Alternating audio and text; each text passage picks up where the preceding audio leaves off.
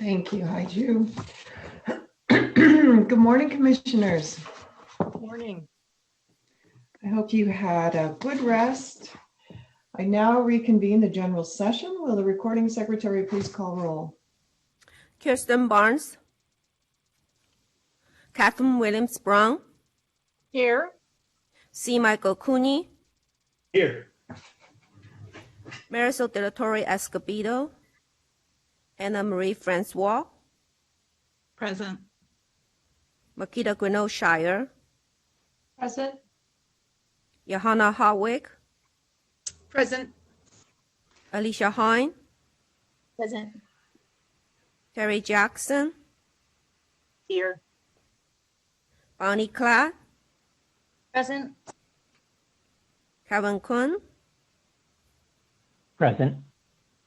Jane Marks, Here. Cynthia Martin, Here. Monica Martinez, Here. David Simmons, Tina Sloan, Here. Andrew Wall. Here. We have a quorum. Thank you. The next information appears on the agenda, which you can access from the website, but I would like to remind members of the public who join the meeting through the webcast or the toll-free number that you may request to make public comment by sending an email to comments@ctc.ca.gov or call 916-322-6253. Please make sure the request includes your full name, your phone number if participating through phone only, your affiliation, and the agenda item number and title. Make sure the name you provide matches the name used to join the meeting. The meeting host will call your name and give you the ability to unmute your microphone to share your comment during the public comment period. After you finish your comment, your microphone will be muted by the meeting host. Okay, I now recess the general session and move to the Educator Preparation Committee. Commissioner Martinez, will you please reconvene the committee? Great, thank you, Chair Sloan. Good morning, everybody. I'd like to reconvene the Educator Preparation Committee. We have 4 items remaining this morning, and we will begin with 4F, Initial Institutional Approval, Stage 3, Consideration of Provisional Approval for San Benito County Office of Education. This item is being presented by Hart Boyd. This is an action item. Mr. Boyd, will you please begin? Yes, thank you. Good morning, Commissioners. This item presents San Benito County Office of Education's responses to all relevant preconditions in the common standards for the Commission's consideration and possible provisional approval, as we are in stage 3 of the IIA process. If you refer to page 2 of your item, you can see this highlighted there. As a reminder, although provisional approval authorizes an institution to offer educator preparation programs, each proposed program must still go through the initial program approval process in stage 4 to determine alignment to the program standards. These will then be brought before the Committee on Accreditation, who may either approve or deny the programs. Joining us today, we have San Benito's Deputy Superintendent, Jennifer Logue, and the Director of Human Resources, Leona Morgan. They will both be here to answer any institutional or program questions you may have. San Benito has submitted responses to the required program preconditions, including the 2 initial program preconditions and the teacher induction preconditions. The review of the preconditions submitted by San Benito was completed by staff, and all have been found to be met. A summary of these responses can be found on pages 4 to 8, and a link to the institution's full preconditions responses can be found on page 3. San Benito COE has also submitted responses to the common standards, and these were reviewed by a team of 2 Board of Institutional Review members. The team collaborated and came to a consensus on the final finding of aligned on all common standards. Excerpts and information from San Benito's common standards submission are provided and begin on page 9. Also, a link to their full common standards response can be found on page 3. Based on the findings of met, for all preconditions and align for all common standards, staff would like to recommend provisional approval for San Benito County Office of Education. It is recommended that the provisional approval be for a period of 3 years so that in the third year, a site visit could occur and data could be collected. After the site visit, a report would be completed and brought before the Commission for consideration of San Benito County Office of Education's full approval. With that, staff is available for any process questions. And again, we have representatives from San Benito COE to answer any institutional or programmatic questions. Thank you. Great. We will now open for public comment. Recording Secretary, are there any public comments? We do not have any public comments. Great. Okay. The public comment period for this item is now closed. Do commissioners have questions or comments on this item?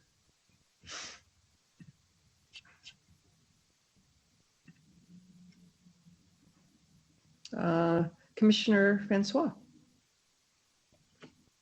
Good morning, everyone. Welcome back. It's a general comment about the approvals. If I can ask it now, it's not about this specific one, but I'm wondering if there is a accessible like asset map of where the approved programs live in the state by credential type. I ask this question because I always wonder when we have an approval before us, like what else is happening in that area? Are there how many other programs are offering that same pathway? And do we take that under consideration when we go through the approval process for new program? No, there isn't currently anything like that. And I'm not sure how that would inform. I mean, it's really up to the commission to determine whether or not to approve these. And I know that that might be helpful information for you to make a determination, but no, we currently don't have anything like that. Terry wants to jump in here. I'm going to give a little more information because there actually is a resource that would be fairly helpful if that's something you're interested in. On the Commission's homepage, there is a link to the approved institutions and all the programs that are offered in the state. And if I had permission to share my screen from the host, I would be able to just quickly show you where that is. What it would mean is you would need to take and do a little bit of research on the Commission's homepage. I don't have permission still. There I do. On the Commission's homepage, there's this find a Commission approved institution offering a preparation program. There are drop downs. And so if you wanted to look at the issue of induction, you could choose clear teaching credentials only. In that area, you could say, I only want teacher induction. And then you actually get of the 173 institutions in the state that offer teacher induction, you get what types of entities offer this program. If you are interested and you know where the program is going to be housed, such as in this case, we're talking San Benito County. Why am I not finding San Benito? Oh, because San Benito does not have any approved programs in it. This drop-down list only shows the counties where there are approved programs. So this is telling you right here, there is not actually any commission-approved entity that offers preparation in San Benito County currently. This just gives you a general view of where the programs are. You can do this for any type of program. The demonstration of need is something that the proposed program does have to respond to as they're preparing their presentation. It's one of the preconditions. And so they also are asked to do that. So I thought this here might be helpful, Commissioner Francois, for what you were asking about. Thank you, Terry. That is very, very helpful. And I had forgotten about that handy tool. Yeah, great question, Commissioner Francois. And thank you, Terry, for reminding us about the amazing data that we have access to about our programs. Other questions virtually? I do not see any hands up. So online, if anyone needs to raise their hand, any commissioners? Okay, Commissioner Chair Sloan. Good morning. Thank you for being here. And I was reading how San Benito did not have induction programs nearby, and that superintendents were asking the county ed office to offer one so that candidates could not travel or would not have to travel so far. So one thing I always love to hear about is how you are proposing your mentoring structure. What it might look like, who is doing it, what your thoughts are, your plans are there. Hi, thank you. Sorry. I think you need to mute your computer. It's still in the back. So there's two places that your sound is coming through. Do you have a phone and computer working at the same time? We can't hear you now, unfortunately.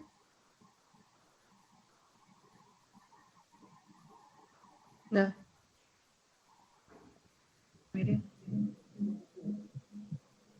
Are you on your computer and your phone?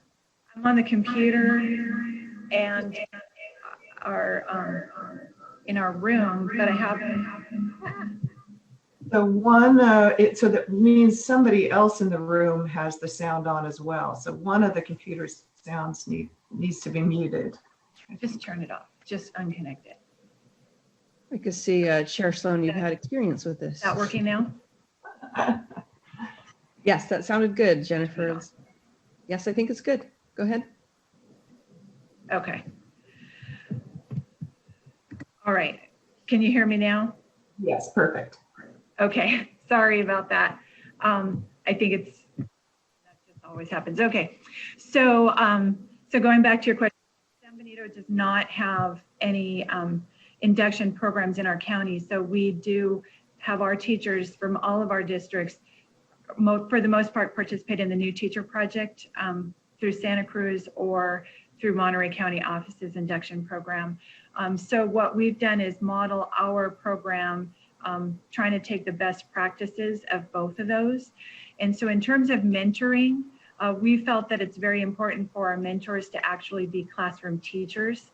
And so I know some programs have the mentor, you might have a full-time mentor that only serves in that role, but may not be in the classroom, maybe a teacher on special assignment. Our mentors are actual practicing teachers, and they would be paired on either their teaching assignment. So if they're in, say, the high school level, it would be by subject area. If they're in the elementary level, they would be by grade level. And then we limit the number of teachers that a mentor would actually be mentoring. So you're not going to have a teacher who's mentoring, 5 or 6 different teachers. So we try to limit that to 2 teachers at the maximum.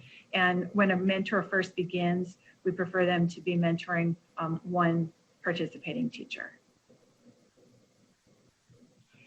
And how will it work if teachers are practicing in their own classrooms? How is it that they have the opportunities to participate in the mentee's classroom? So the districts are required to have release time for those mentor teachers, a certain number of hours that they are required to go in and observe their participating teacher. And then the same thing happens with the participating teachers. They're also given release time to go and observe their mentor teacher as well as other teachers, depending on what their needs are.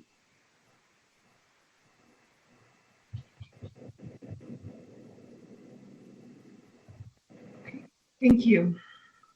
Welcome. Great. Other commissioners with any additional questions? Okay. This is an action item. Give you guys a couple more seconds. Okay, then.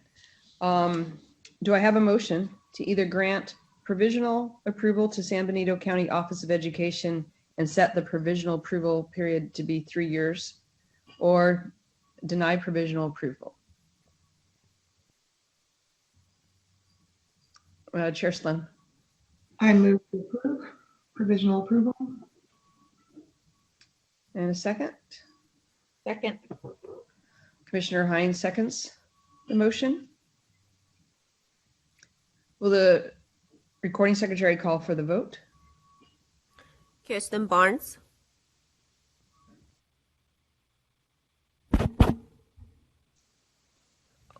C. Michael Cooney, Aye. Johanna Harwick, Aye.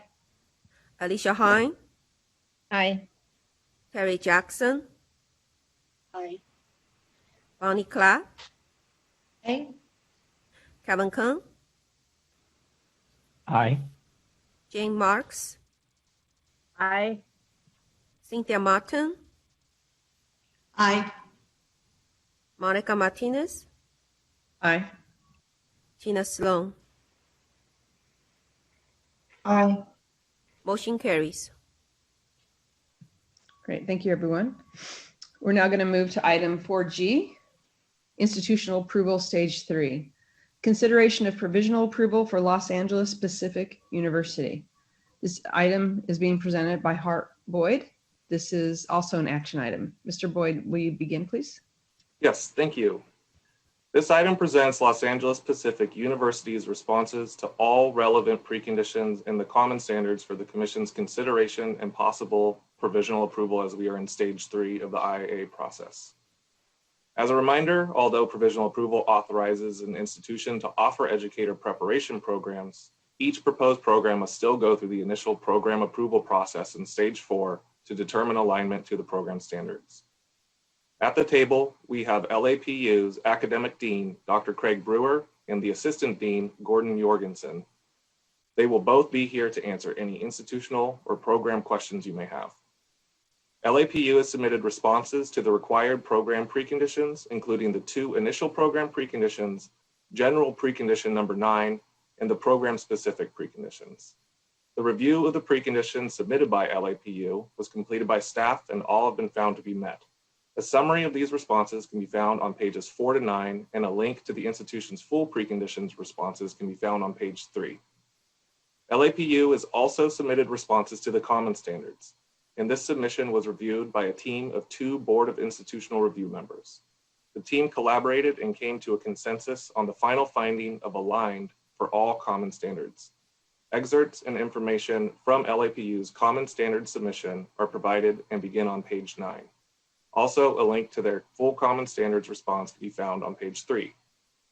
Based on the findings of met for all preconditions and aligned for all common standards, staff would like to recommend provisional approval for Los Angeles Pacific University.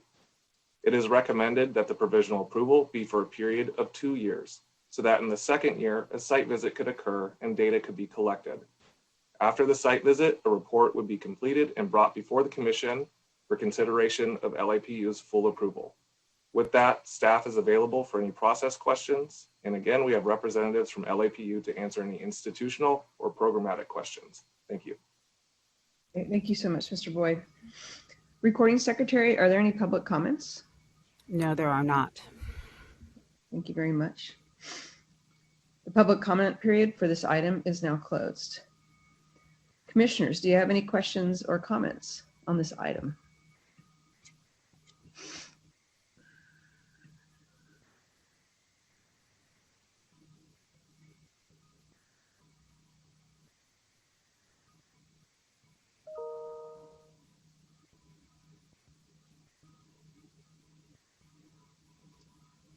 Thank you, Commissioner Sloan, Chair Sloan.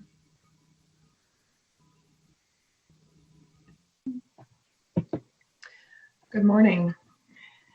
I do have a question. I see here that you intend to offer a fully online multiple subject credential program.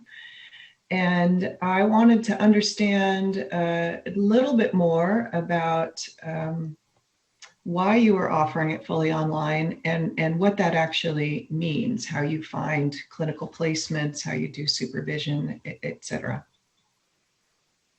Yeah, I'll be happy to answer that. Good morning to everyone. My name is Gordon Jorgensen. Only a few people call me Jorgensen, Hart, but the old school.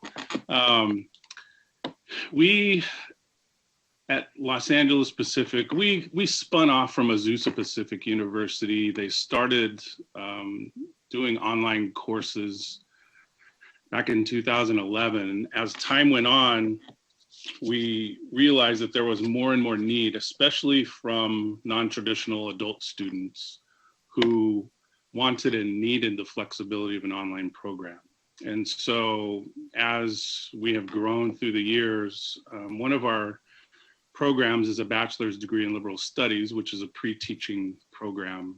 And over the last few years, since we've earned our own separate accreditation as Los Angeles Pacific, lots of those students have been asking us to develop a credential program because they want to stay with us because of, I think, because of the unique ways that we care for students and coach them through the process of earning their degree. And so one of the reasons we are choosing this online format is because it aligns with our initial mission and vision for the university. We want to be affordable, we want to be accessible, and we want to be available no matter where a student lives, no matter what their life situation is. And so we've been putting a lot of work and effort into what that looks like, because as you probably all know, there are not very many fully online credential programs in the state. And so as we've explored, many of the aspects of student teaching and supervision will take place in a traditional format. Students will still do their student teaching in person with a host teacher. But then when it starts to veer away is how we do clinical supervision. That's one of the big things that's different. Clinical supervisors would not go out to school sites physically and observe student teachers. We plan to use a software system platform called Go React, in which students will be able to record themselves while they're in the classroom teaching, and they will send those recordings to the clinical supervisor, who will then interact with them. And one of the things that we are starting to realize is that I think it's a strength in some ways, because now we can tap into highly successful teachers who are currently teachers in a classroom somewhere to be clinical supervisors. We can tap into administrators who are employed full-time during the day and couldn't go out and observe student teachers, excuse me, in the old traditional model.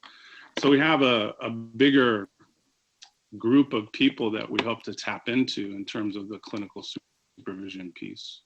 Does that answer your question? I feel like I'm just rambling a little too much. All right. So I'll ask a couple more in that regard. Sure. So if you are, if you are reaching students from across the state, allowing them to live where they live to be able to access your program, how will you secure clinical placements for them? Yeah, we'll have a placement coordinator who that will be that person's job, is to establish agreements with the LEAs nearby where the students are. And we realize this is going to be a challenge for that person, because they literally could be working with a number of districts spread across the state. One of the things that I do know about our student body is that about 75% of them are within 50 miles of our offices. So most of them are in Southern California. So I do think that while it will be a challenge to establish those relationships, I don't think it'll be something that's beyond our reach. And then with respect to the supervisor pool that you talked about, while I can understand the advantages to having a diverse group of people engaged and involved, how will you ensure that they know the program and are prepared to mentor and supervise in the way that you have designed? Sure. I think a lot of it starts with how we recruit and the materials that we put up on our website that talk about the job description and what the requirements are for the position. And all of those things, we've posted some job descriptions in our submission, so you can see that they are aligned to the CTC standards. And we would make sure that we touch on all those things through the interview process, and make our decisions on hiring. And then in addition to that, we would also offer some initial staff development and training for new supervisors, so they'll understand what their charge is, what the requirements are, make sure that they're technically able to operate in a platform like GoReact, and ensure that their role as a supervisor is one that will not compromise the training of our candidates. And then I think one of the endemic sort of challenges in teacher preparation is the connections between, now we typically have candidates do coursework, candidates do field work, and it's the integration of the two that really make for strong educator preparation, research-based as you discussed. So how will you ensure that supervisors understand what's happening in the rest of their preparation and making those connections? Yeah, the great thing about our approach to the curriculum and coursework that students go through is that as we develop courses, the university owns the course. And all those courses are always available to our faculty. And that would go especially for clinical supervisors. They will be able to go into any of the classes that we're offering in terms of the instructional piece and see what students are doing in preparation for their fieldwork experience. And the other thing too is that we definitely have plans to build in collaborative meetings with all the different stakeholders. We know that there's no way we can create and continue running a successful program without getting input and collecting data from all these different points and sources. So one of the things that we pride ourselves on at LAPU is a pretty ruthless commitment to data collection and letting data inform our decisions. More questions. One is I know that part of your request for doing a multiple subject program is it's coming out of demand for the liberal studies majors who are currently in your university.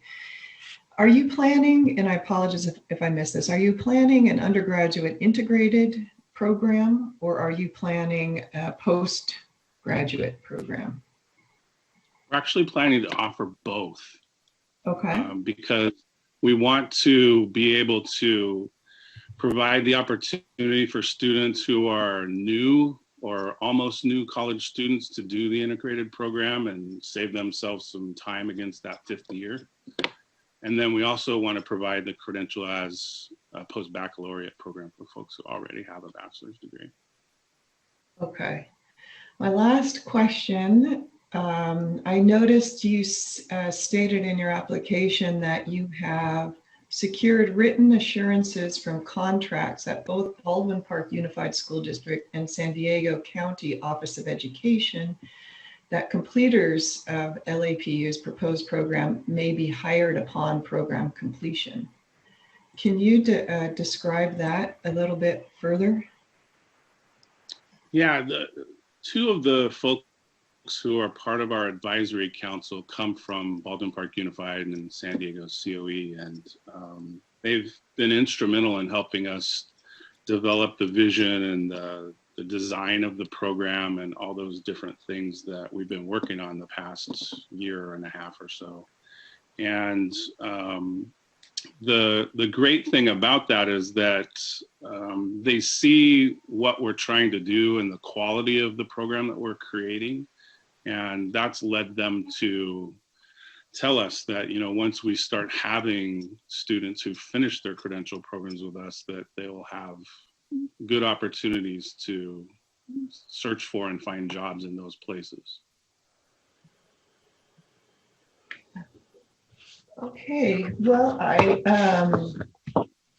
absolutely think it is important to ensure that candidates who want to become teachers have those opportunities in a number of ways. And I can see that that is what you are trying to do. I think the big challenge with the program that, such as what you are describing, is providing the community, providing the integration between all of the pieces of program preparation, and both the curricular pieces and the personnel pieces, and ensuring that you have something that is cohesive and developmental in nature for the candidate. So that's what I'm going to be looking for as you continue through this process. I thank you for your responses. Thank you. Thank you for the detailed questions. It was very enlightening to hear some of that. There was one other commissioner who had their virtual hand up, but it's no longer up. If you still want to say something, then go ahead and just unmute your microphone. And other commissioners, I don't see other hands up. So we'll soon move into to making a motion on this action item. Okay, without seeing any hands up, this is an action item. So do I have a motion to either grant provisional approval to Los Angeles Pacific University and set the provisional approval period to be 3 years, or deny provisional approval? Do I have a motion? Okay, Commissioner Cooney. Thank you, Madam Chair. I will make the motion to approve the application for institutional approval stage 3 as recommended by staff. Thank you. Do I have a second? Okay, Commissioner Kung seconds the motion. Any further discussion? Quiet commissioner group this morning. All right, so will the recording secretary call for the vote? Each member please respond with aye, nay, or abstain. C. Michael Cooney, Aye. Johanna Harwick, Aye. Alicia Hine, Aye. Terry Jackson,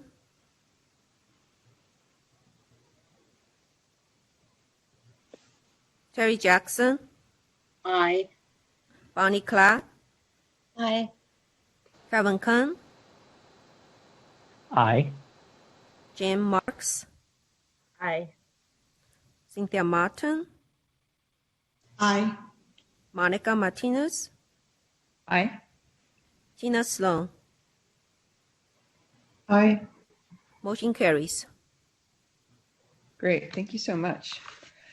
Okay, we're going to move on to 4H. This is the first that I've ever been part of stage 5 conversation. So this is a really exciting moment. 4H is the initial institutional approval stage 5 consideration of full approval for Turlock Unified School District. This item is being presented by Hart Boyd and Terry Clark. This is an action item. Mr. Boyd, will you please begin? Yes, thank you. It is my pleasure to introduce this item, which brings forward the very first institution to complete the IAA process, Turlock Unified School District, for the Commission's consideration of full approval. If you'll refer to the chart on page 2 of this item, we can quickly walk through each stage of the IAA process that Turlock USD had to complete. To meet the stage 1 prerequisites, Turlock USD attended the Accreditation 101 training session in May 2016 and provided a signed letter from the superintendent indicating board approval in June 2016. Turlock USD then provided responses to the eligibility requirements in Stage 2. These responses were reviewed by Commission staff and brought before the Commission, who granted eligibility to Turlock USD at its September 2016 meeting. For Stage 3, Turlock USD provided responses to the common standards and the initial program and teacher induction preconditions. After the common standards were reviewed and determined to be aligned by a team of 2 BIR members, and all preconditions were reviewed and determined to be met by Commission staff, an item was brought before the Commission, and the Commission granted Turlock USD provisional approval for a period of 3 years in April 2017. Turlock USD then provided responses to the teacher induction program standards in Stage 4. These responses were reviewed and determined to be aligned by a team of qualified reviewers.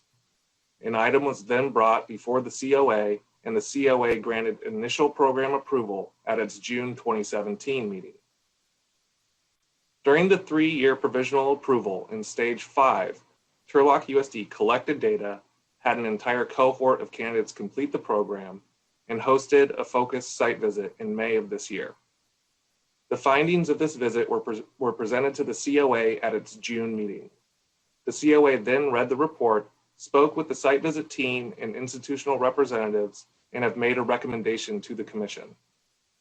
This entire process has taken Turlock USD more than 4 years to reach this point, so I won't delay them any further and will now turn it over to Terry and the team lead to go over the specifics of the site visit and the team's accreditation recommendation.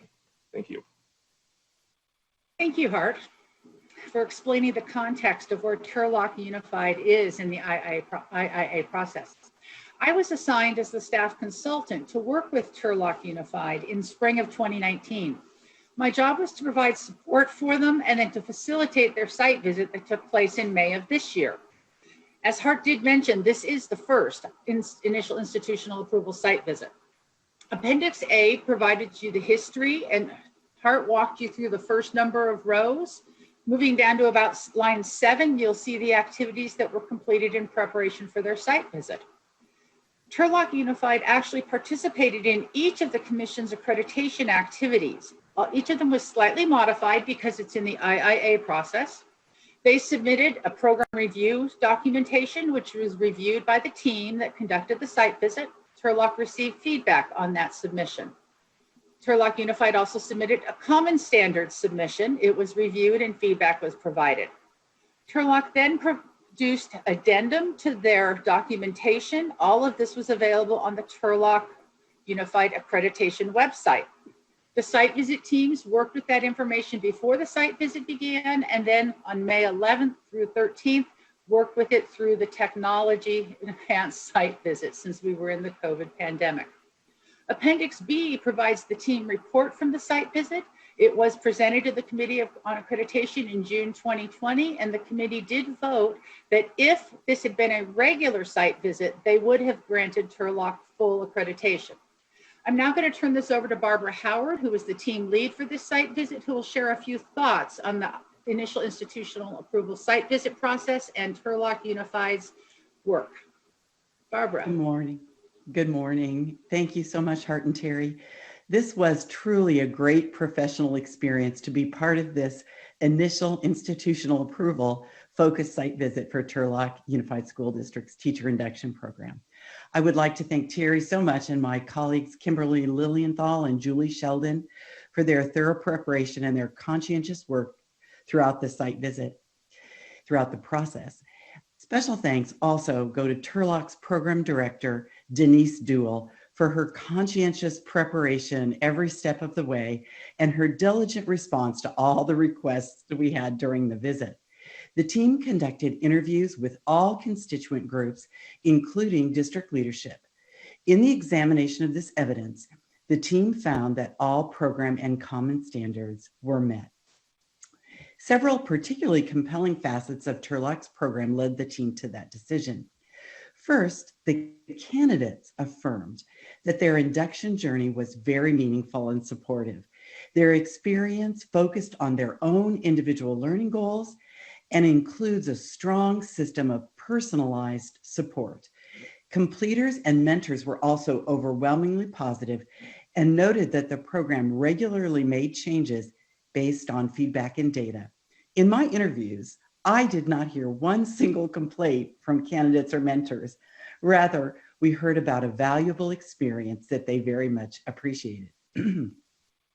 Secondly, the team observed a truly exemplary leadership model in this visit. The program director was praised by every single stakeholder group that we interviewed. Additionally, she is very well supported by the district leadership. This was evidenced by the active participation of the superintendent and every member of her cabinet, both in the interview process as well as in our final reporting out of the findings. Every leader we spoke to, the superintendent, the assistant superintendents, principals, IHE partners, all affirmed how integral this program is to the success of the district and the development of teachers who are well equipped to serve in their unique context. Several interviewees also expressed something I thought was very important about their appreciation of the culture of their program and enabling them to take risks and grow through their failures. One candidate said, "This is just a moment. It doesn't define me. It's a journey of growth." And that growth mindset permeates the culture of the Turlock Unified School District's induction program and drives candidate success. Finding that all common and program standards are met in the current operation of the program, the team unanimously recommends accreditation for the Turlock Unified School District Teacher Induction Program. Thank you, Barbara. At this point at the Committee on Accreditation meeting, the co-chairs there usually turn it to the institution and ask if the institution would like to share any reflections on the site visit process. And I'm going to let Denise Duell introduce the leadership team, her superintendent and associate superintendent. Denise. Sorry. Hello. Thank you so much for having us. I'm Denise Duell, and I have Dana Trevathan, our superintendent, with me, and also David Lattig, our assistant superintendent of human resources. And really, we are so appreciative of the visit and the system, the way it is set up, because what I found for me was that it mirrored the ILP process. It was so similar, and it helped us to grow as a program, and it helped me to grow as a leader. At least I believe it did. I'm thrilled with our visit team and the support that we received there. We were able to take their feedback and make changes for the beginning of this year as well. So the process has just been amazing, despite the pandemic and the many changes that we had to make kind of midstream. Very fortunate because I do have great support. So our program is just incredibly fortunate. And Dana, if you have anything to add, or David. I would add, thank you, Denise. First of all, a program is only as good as the individual often who's leading it to establish that culture. And Terry, you hit it on the mark, and Barbara as well. Denise is a gem in terms of really providing that professional support with never losing sight of the personal needs, the individual needs of our teachers. And I think she's done a remarkable job in helping establish that culture. I will say this, I was a little hesitant about even thinking of going through such a process. It's of course my first, but I've been through 3 WASC accreditations, and I could never imagine going through anything like that virtually during a pandemic. And so when I reflect back on this pandemic, there haven't been a whole lot of success stories and things that I can tell you went well, except this process, this accreditation. The only thing I regret is not getting to meet Barbara and Terry and the rest of the folks in person. But for what we had to work with, I felt that the process was very personalized. I felt like You provided a great amount of support and resources to continue to make our program as successful as possible. And I know that Denise really appreciated your behind the scenes support throughout. So thank you very much.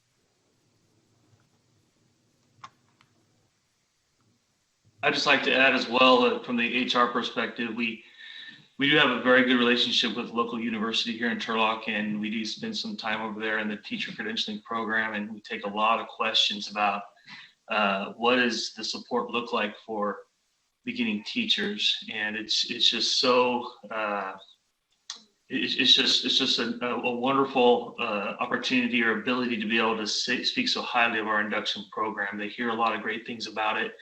And of course, that carries over into our interview process. You know, that time at the end of the interview when you turn questions over to the candidate, and the candidate asks us, I think probably 9 times out of 10, we get that question about what does the support look like for me when I start, if I get the job?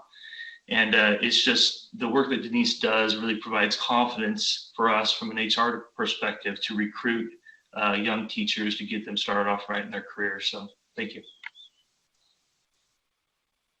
Thank you, Denise, Dana, and David. Commissioners, so you now have the team report. You've heard from the team lead and from the institution.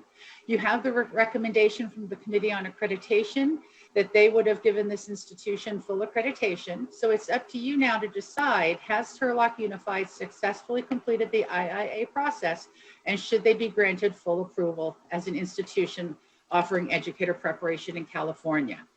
I think I want to mention one more thing, because we heard how integral Denise is to this process, but the common standards actually also require that it's institutionalized in the institution, so that if the one program leader were not to be there for some amount of time, there are processes in place that ensure that the program moves forward and that the institution is still meeting standards.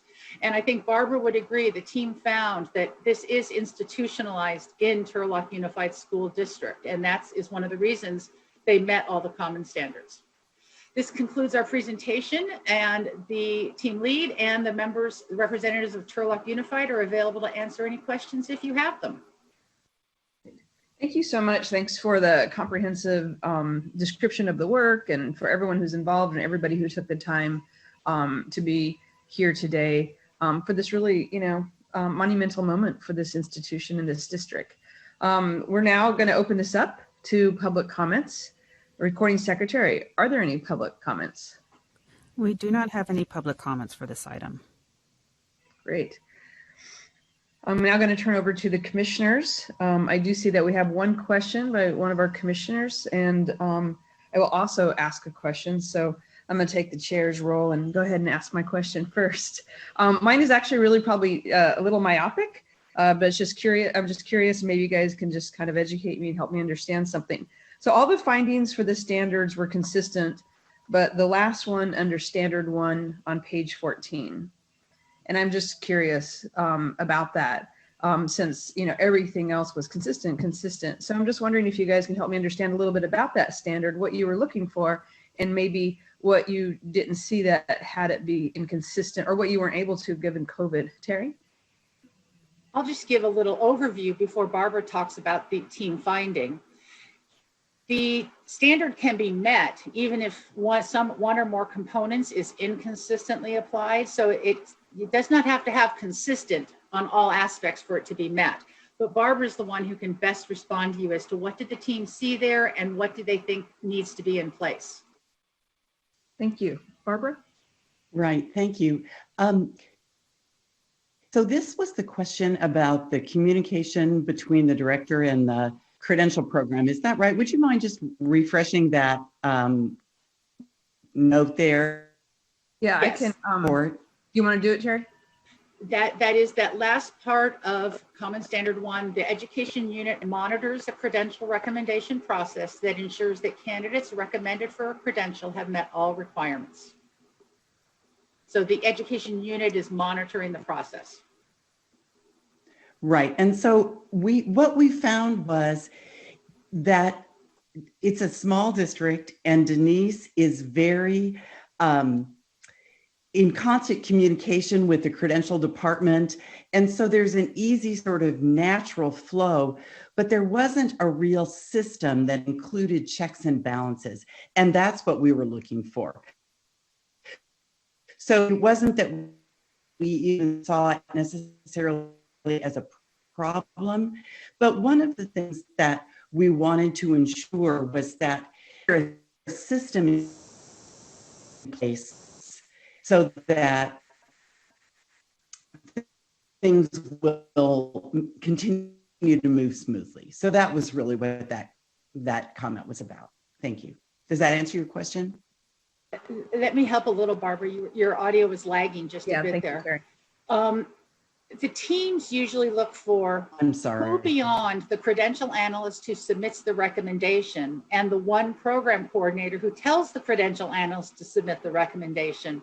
How is it monitored outside that process? Because if you happen to get a credential analyst who was not ethical and or a program leader, something could happen that's not appropriate. So the commission standards require there to be a bigger process. Possibly something like the associate soup checks it once a year or twice a year to make sure that all the names of who are people who've recommended all did complete the program.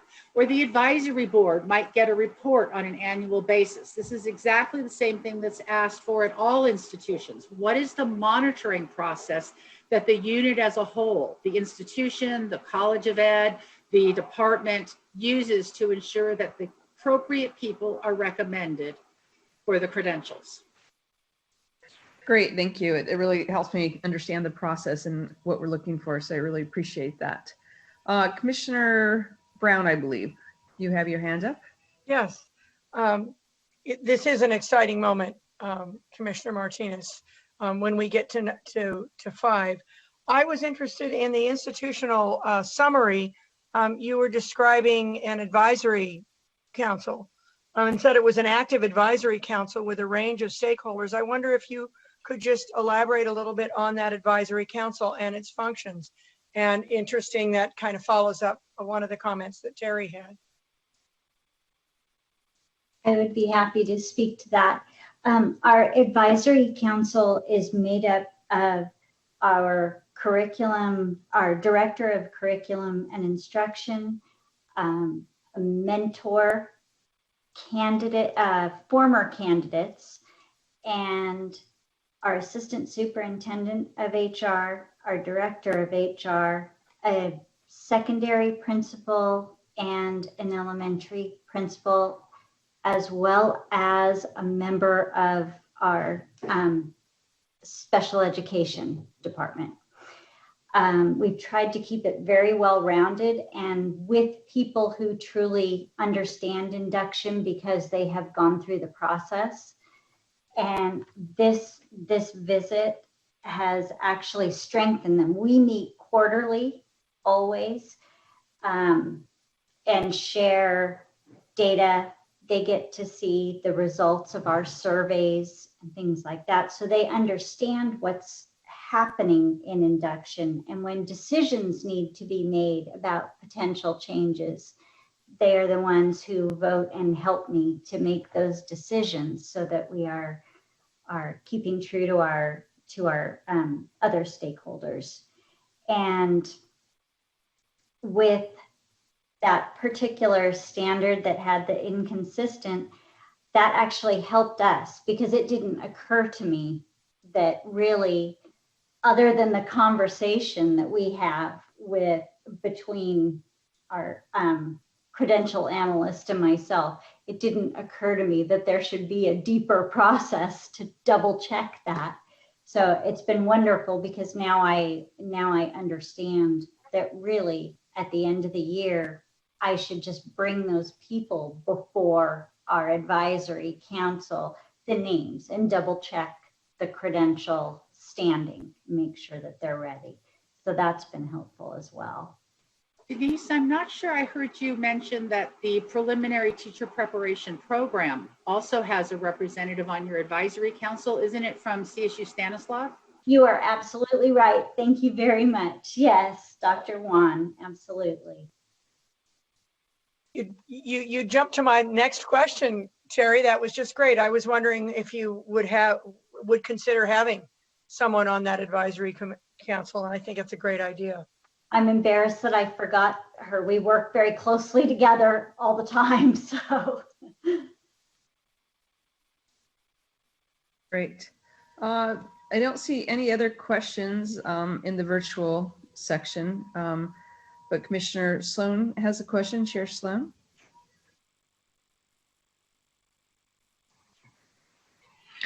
Thank you, staff, for that very thorough presentation as well as the report. I mean, one thing, I have a general comment about our process, since you are the first program to be at stage 5. And I would like to say how impressed I was with the depth of documentation, the depth of activity, and the clarity with which it was presented. When you simply look at the table, the timeline on page 4 of the item, you get a very good sense of the rather intensive process that we go through to ensure that new institutional approvals are accurate and guided and ready to go. So I want to just commend staff on that work. The second thing I'd like to commend Turlock on is your glowing accreditation report, and the work that you have done sounds, and are going to continue to do, sounds excellent. And so in that regard, I would love to tap into your expertise for a moment here, since we have you in front of us.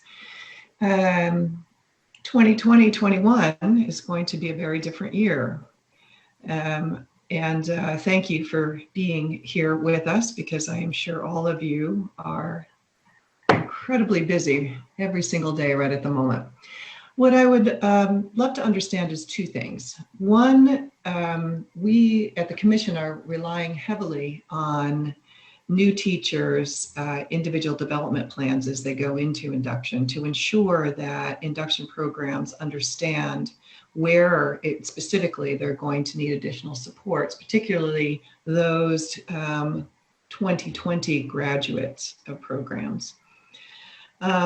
So what I wanted to understand from you, when I was reading also about how you develop, then take those and develop their individual learning plans, I wanted to understand a little bit about what insights you've had going from the pre-service development plans to your induction learning plans.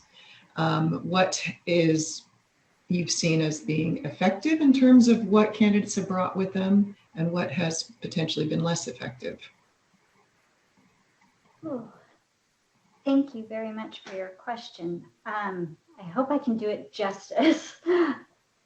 So I would say that one thing we have to keep in mind is that the individual development plans have really been kind of a work in process for our IHEs. And not a few candidates come with them, but in all honesty, not many up until this year have actually come with them. So what we do at the very beginning is sit down with our candidates and look at the continuum, and we kind of walk them through the continuum and then have them rate themselves and choose where they feel they are as they read those standards. And that's what they use often to begin as a jumping off point. And I would definitely say that across the board, the most common standards that they choose are standards 1 and 2. That first year, those tend to be the primary standards to work on, simply because many of our candidates did their program in the spring, so they didn't have as much of an opportunity to develop their classroom management because it was kind of done for them ahead of time. So I found that the classroom environment and really getting a hold of routines and procedures and things have been the number one things that they need to work on and that they choose to work on. So I'm not sure if that answered your question, but please feel free to add. Helpful. I am glad to hear that in 2020 you were receiving, candidates were coming with these plans more often than previously, though it disturbs me that they were not coming previously with them. My second question has to do with where we are in this moment, both with respect to equity and justice and anti-racism and with respect to the pandemic. I noticed Turlock Unified, like too many of our districts, have a different makeup with respect to students and teachers.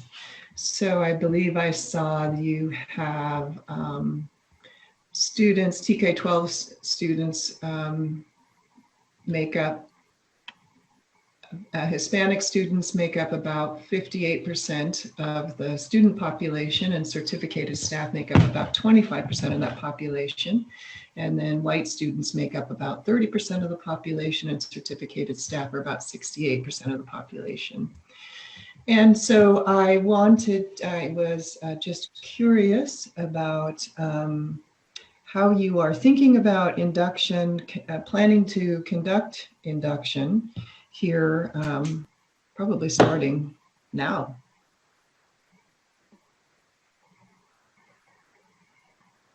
And as a program, our focus is always on equity and meeting the needs of all of our students.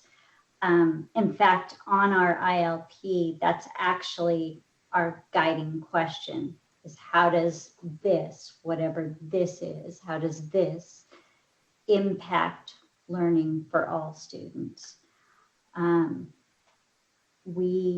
In our seminars, we discuss that, and our students or our teachers have an opportunity to really dig deeply and look at what's happening in one another's classrooms and discuss those things. And we do, even in this new era of the digital world, as our teachers are having to move into distance learning, obviously, so is induction. And we are working hard to ensure that we are modeling everything we're asking of our teachers. If it's okay with Dana, I think I'm going to ask her to add a little bit to that. Thank you, Denise. Yes, what I would like to add is, you know, we're talking right now about our youngest and newest teachers coming into our district, but please know that we're tackling this district-wide in terms of a genuine focus on engagement and equity. Engagement, because during this pandemic, that is critical right now in terms of relationships with students and families, but the equity piece in terms of what's going on around us and what has recently occurred. So 3 years ago, TUSD actually began an equity task force, knowing that we needed to do more in terms of having a representative group of staff that reflect the culture of our community and the makeup of our student body. So Tina, thank you for bringing that up, because we're aware of that. One of the things that Dave Laddig, my assistant superintendent of HR, who's with us as well, we're realizing the need to extend our relationship for recruitment beyond our neighboring university, CSU Stanislaus. There isn't a high population of color at Stanislaus. And so one of the things that we've talked about is we need to intentionally begin to extend out. Universities that are in our area like CSU Hayward. I've been communicating with the superintendent from Milpitas, who's done a great deal of work in terms of unconscious bias training and cultural sensitivity and creating a culture of sustainability related to equity. So we're doing a great deal of work. I will say this, district-wide we'll be doing this, and I have no doubt that we will start to funnel it even more and reinforce those expectations and that professional development and opportunities with our new teachers, but we are looking at mandated trainings for all staff, really looking at reviewing our curriculum to make sure that district-wide it does reflect cultural sensitivity and is very inclusive. And we know we have a great deal of work to do. Right now, we are researching a 9th grade ethnics class so that we can implement that next year. And then the third facet of it is really going out and making sure that we are doing our best to recruit and encourage candidates of color who can help us be more diverse and also be great role models for our students, so that it does represent who they are and the families that they belong to. Because Turlock for a long time, and I used to say this and people would laugh, I don't know if people will laugh now, but it has been known more and as a community very similar to Mayberry. Well, Mayberry doesn't exist anymore in the world. And we realize that, and we have a lot of work to do, but we've also have a really strong foundation that we began 3 years ago. Thank you very much, both of your responses. Thank you. I don't see any questions, and again, just want to thank everyone for their time, for the superintendent coming, for Denise, all your time, the staff reviewing this, Barbara chairing this, with your former hat from Riverside County. So just huge thanks to everyone for this really monumental moment and for the time and diligence and the patience that this has been taken by everybody. So with that, we're going to go ahead and move, since this is an action item, to a vote. So do I have a motion to either grant Turlock Unified School District full institutional approval or deny full institutional approval?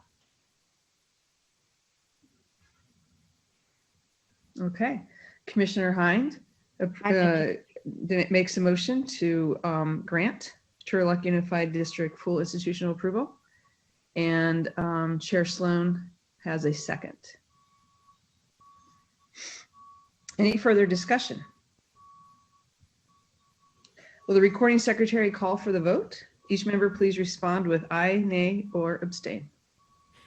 Johanna C. Michael Cooney, Aye. Johanna Harwick, Aye. Alicia Hine, Aye.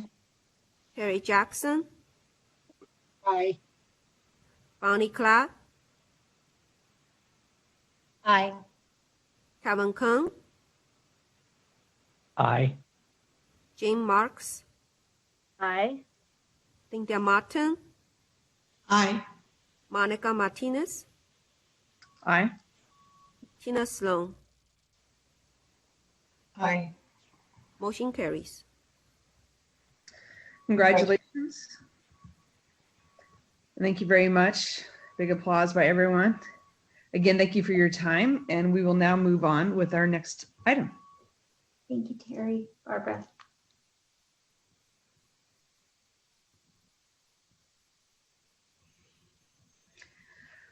Well, that's exciting. And we're now going to move on to an information item.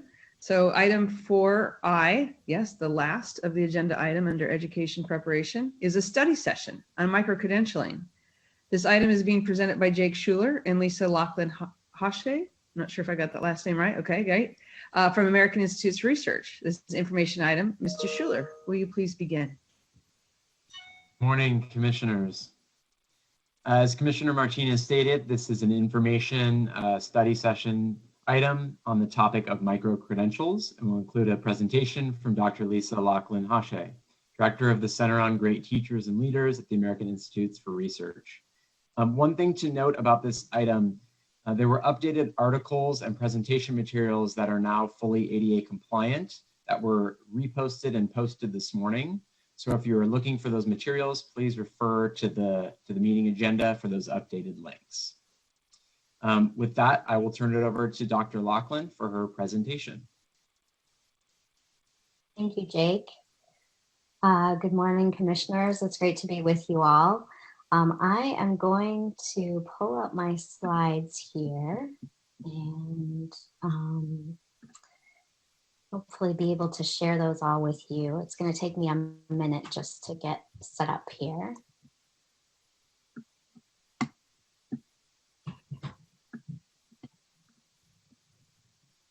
Let's see. I should probably say I'm working one-handed because I have some torn tendons in my right hand. And so it takes me a little bit longer to do everything at the moment. So bear with me. And I'm going to share my screen. And that may make it difficult for me to see all of you. So if you need to interrupt me, please just do so through your audio. But can you see my screen at this point?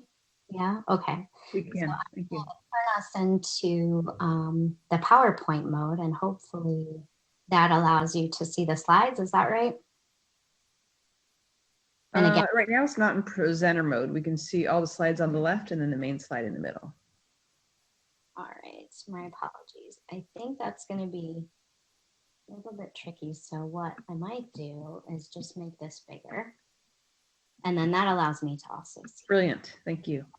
And let me get to the first slide though. Sorry. Now that that's gone, let's try to move. There we go. All right, thank you for bearing with me there. So as Jake mentioned, I work for the American Institutes for Research, and we do a lot of work in education in general, and most of my work is focused on teachers, and I serve as the director of the Center on Great Teachers and Leaders, where we spend a lot of time thinking about teacher workforce issues. And so micro-credentials has been one of those topics that we've started to explore a little bit.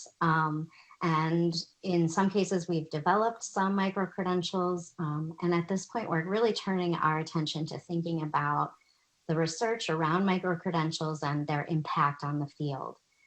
So today, I hope to just share with you a few examples of micro-credentials. So we'll take some time just here initially to give you a sense of what micro-credentials are.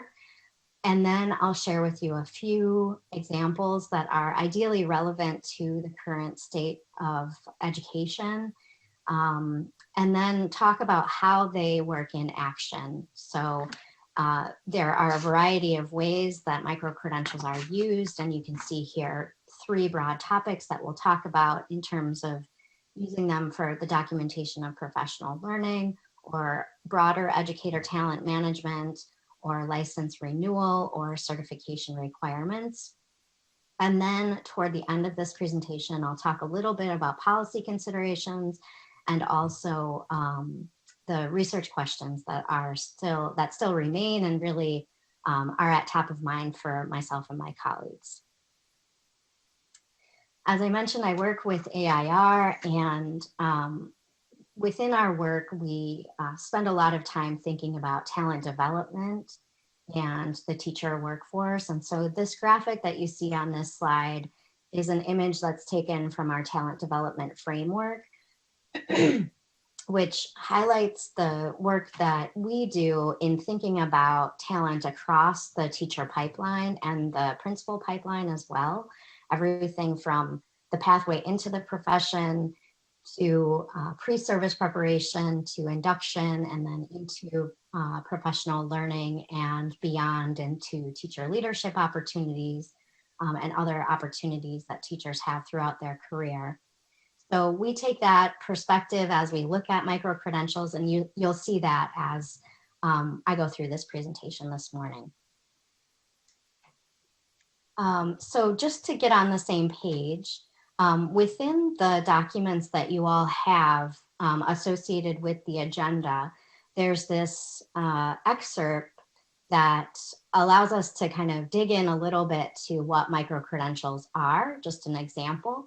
And so I'd like to just take a few minutes for all of you to read this. You can read it either on your screen or pull up that document if it's easier to read in a Word version. But let's just take a few minutes to look at this example, and then I'll ask you a few questions.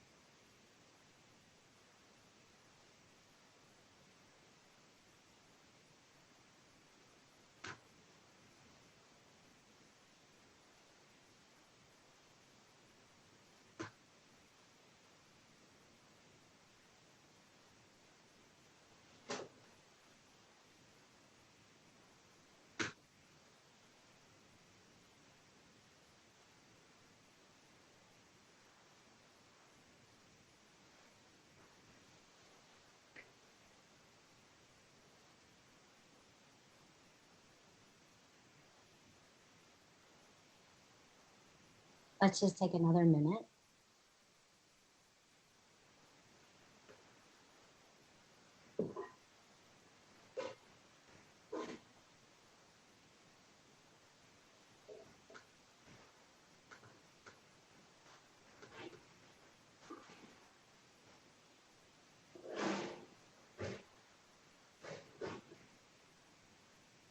All right, so did everyone have enough time to read that? I see some nodding heads, okay. Well, so just a couple of questions. I'm curious to know what about this example comes as a surprise, or what questions did it create for you as you reviewed this?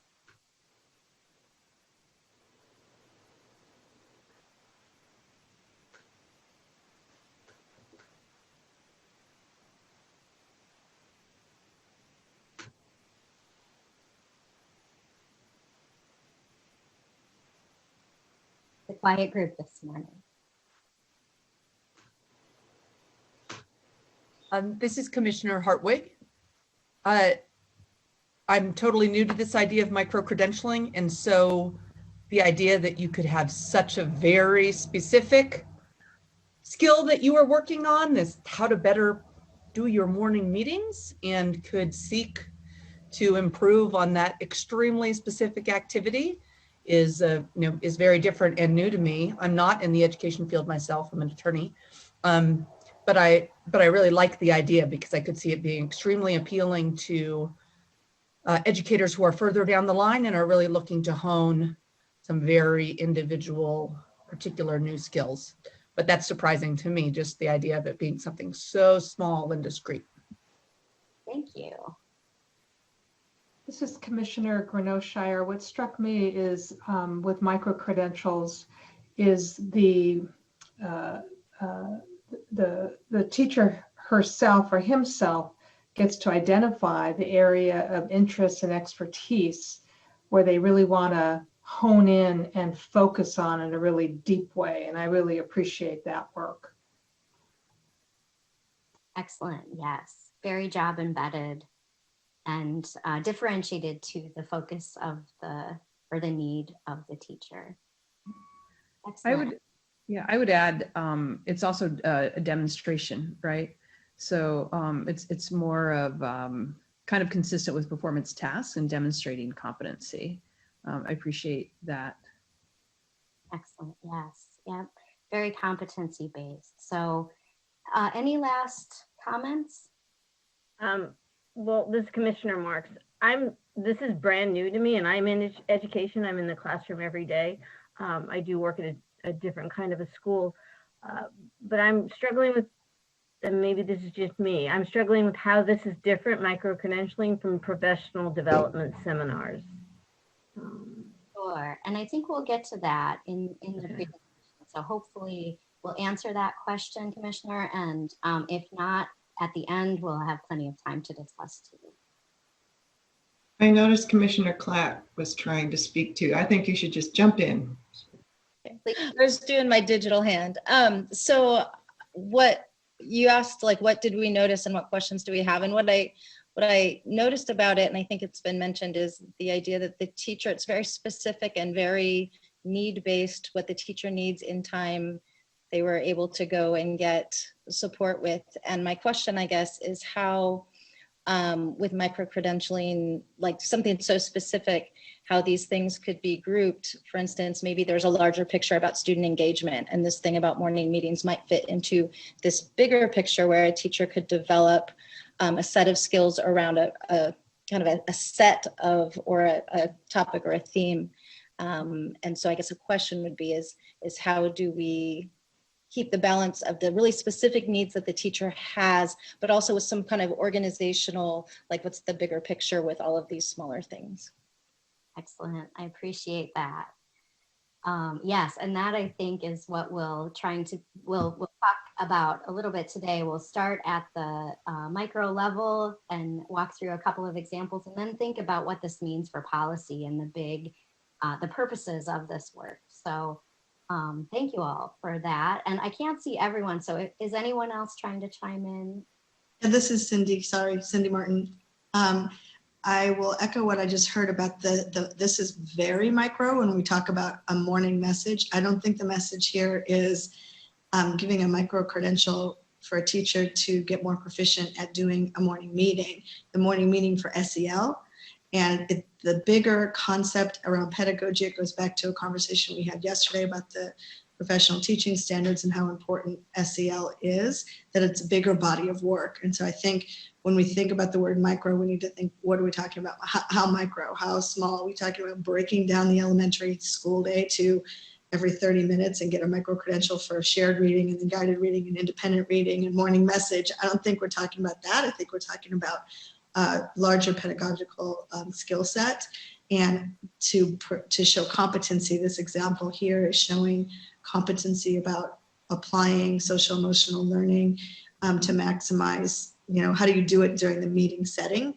But I don't think we're talking about micro-credentialing, how to structure each 30-minute period of a classroom. It's more about the bigger concept. So I think we have to think about, what do we mean macro and micro, and what does micro actually mean, and what are we certifying? And the languages, and I think we'll get into it later, but the language around what a micro-credential actually means to people and what are we transmitting in terms of its meaning. Thank you. Yes, that's a great clarification, Commissioner. This micro-credential was really focused on social and emotional learning and was embedded in the teacher chose to really focus on the morning meeting. I could see another teacher really using this in a different way and taking the activity to focus on another part of their classroom experience. So that's very helpful. Thank you. So that gives us a little grounding in what we're talking about here. And I'd like to just jump in and kind of frame this conversation and talk a little bit about the why are we talking about micro-credentials. So we know that there are some challenges with the current status of professional learning for teachers. We often use terms like sit and get or spray and pray, these terms that illustrate that there's a problem here, right? We have kind of a one-size-fits-all approach that doesn't really speak to the unique needs of teachers in many cases. We also know that in some cases it's very ineffective. In terms of changing practice, professional learning doesn't necessarily impact practice. If you look at meta-analysis around professional learning, it's rare that we see the impact that we would like to have. And most teachers report being dissatisfied with the professional development that they are offered. We're also spending a lot of money on this professional development, and teachers spend a lot of time on professional development. 100 hours classified as professional development annually for teachers. So we know that this one-size-fits-all approach doesn't really work in many cases, and so micro-credentials have emerged as an option, and we see across the country a lot of people thinking about this or implementing pilots or evolving those pilots into more scale-up opportunities that are ideally more grounded in teacher practice. In some cases, teachers feel very empowered by the opportunities to take control of their own growth and choose what micro-credentials make the most sense for them. And as you saw from the example, the application is really key. So it's very much job embedded and implied learning. It's very competency-based. And in many cases, the process itself is an iterative practice. So a teacher may submit their work and have that evaluated by the issuer, and that then as it's rejected, if it doesn't meet the standard, they have the opportunity to revise and work toward mastery, which is what we want our students to do. So it's a great opportunity to offer that for our teachers as well. So these are the ideals. This isn't always how things play out in practice, but ideally micro-credentials do all of these things. And this is just a quote from my colleagues in a paper that I hope to share with you all next week. We know that the world is ever evolving, especially now. We need new instructional tools to address student demographics, new community contexts, and it's very important for us to be having to create professional learning opportunities for teachers that are more grounded and job embedded and allow them to really apply and have an opportunity for continuous improvement in their own work. So micro-credentials aim to be an answer to that. And just for a short definition, it's a micro form of certification that indicates that an educator has demonstrated application in a specific competency. So again, it's very small and discrete, as we saw in the example, and it's very applied and competency-based. I find this slide to be really useful in that when we're talking about professional learning or professional development, we often think about seat time. Many state policies are related to seat time or have that language embedded in the policy. Micro-credentials are different in that they are competency-based, so they're focused on evidence of a skill. They're personalized to meet the needs of an educator. They are on demand, so they allow flow or flexibility in scheduling. And they are portable in that they can be used to illustrate a competency in multiple settings, as long as there's someone or some entity who recognizes the value of the micro-credential. I've used a couple of words already, like issuer and recognizer, which are new terms that come about in the micro-credential space. And so I want to just highlight some of those terms here. You can see there are individuals or entities who develop the micro-credential. So they're the ones that write the content of the actual micro-credential or the lesson or the requirements. And then there are deliverers, and these are often, in some cases, they're a data company or a vendor that has a platform that can deliver the micro-credential to teachers or to a district.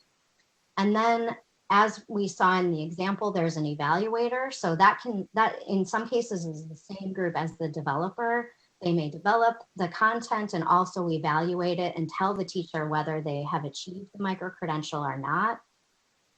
And then these last two groups, issuers and recognizers, are important because they are often the ones that lead the charge. The issuer formally issues the micro-credential to the earner, so if they have achieved the criteria. And then the recognizer is often a body that gives currency or value and creates that portability that I was talking about on the last slide. So just for an example, we created a micro-credential around computer science in partnership with Bloomboard, which is a vendor that has a website that highlights a lot of micro-credentials. So AIR serves as both the developer and the evaluator of that micro-credential in computer science. Bloomboard has the platform where it's shared, and then it's issued by a variety of places, sometimes institutes of higher education, sometimes teachers associations, and then it's recognized in a variety of ways by districts or by states. So you can see there are a variety of individuals or entities that are engaged in this process. It's often a group of folks that are coming together to make this all happen.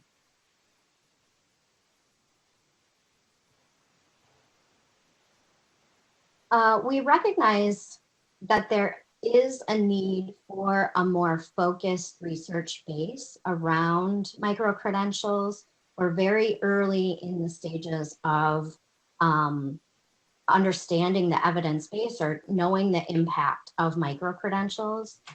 And yet, I think it's worthy of note that there is a foundation in terms of micro-credentials, including evidence-based practice, cycles of inquiry, the value of providing regular feedback to practitioners, and the job-embedded professional learning. All of these aspects of professional learning have a good deal of research backing them, and the high-quality micro-credentials, and ideally, eventually all micro-credentials, will be rooted in these foundations. And I believe, this is just my opinion, and I believe my colleagues' opinions, that as the research explores the use and the impact of micro-credentials, we'll probably be using these 4 pillars as a foundation for the research questions that we ask, because the quality of the micro-credential is often based in these 4 types of, these 4 elements of high-quality professional learning. So I mentioned there's limited research in this area.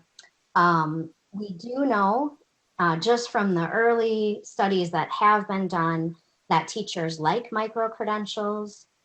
They thought the skills that they had to learn to earn a micro-credential were important, and they believed that their learning could lead to greater student learning.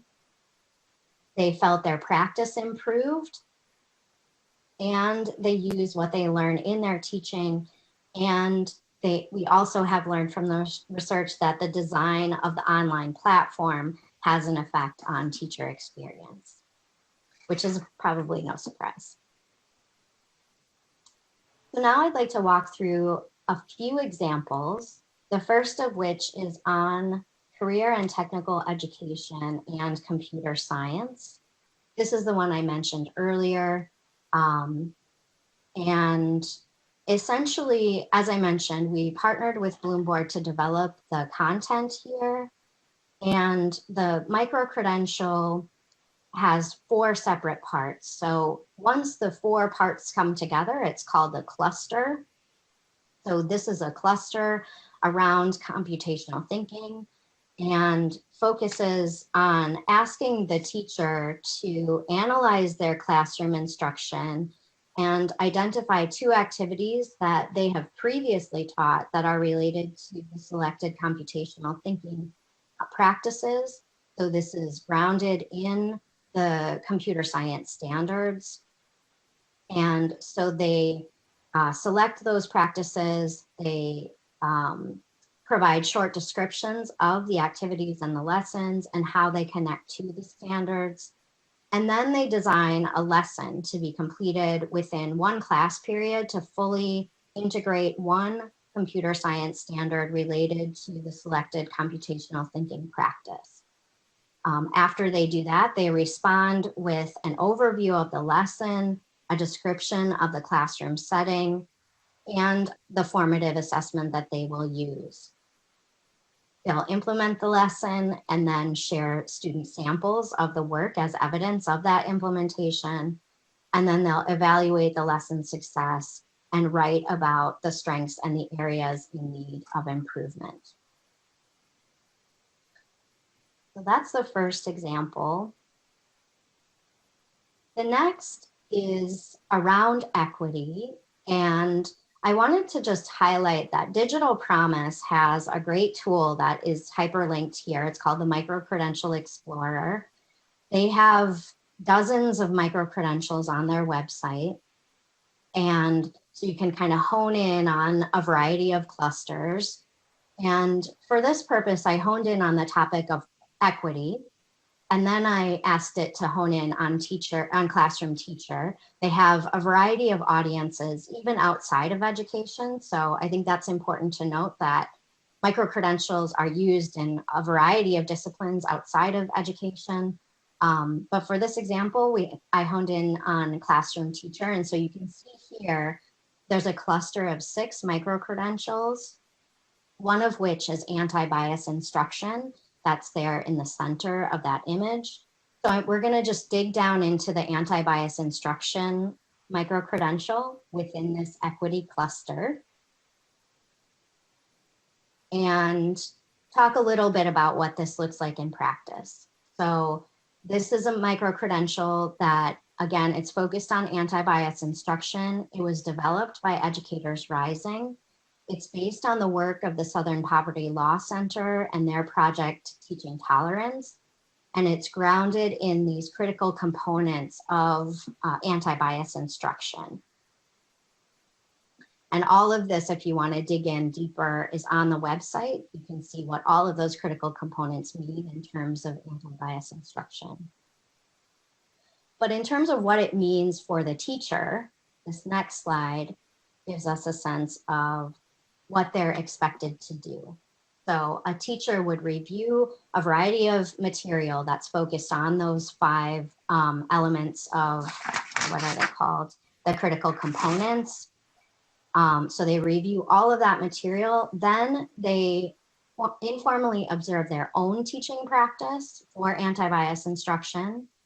They discuss and analyze their findings with peers. Then they visit a new learning environment as an observer in at least 2 classrooms for 40 minutes per visit. They take detailed notes as they do that. And as they're taking notes, they're thinking about the 5 critical components of anti-bias instruction. And then they compose a 500-word essay reflecting on their observations they had as a learner prior to the micro-credential in facilitating anti-bias instruction. They're requested to describe the specific strategies the teacher implemented or they implemented and what it meant for themselves and their peers.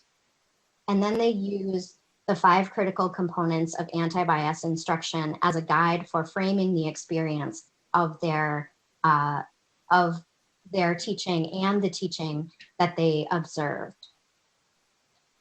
In the reflective essay, they are asked to respond to a variety of guiding questions that include in what specific ways did the learning space, did you observe the teacher facilitating anti-bias instruction?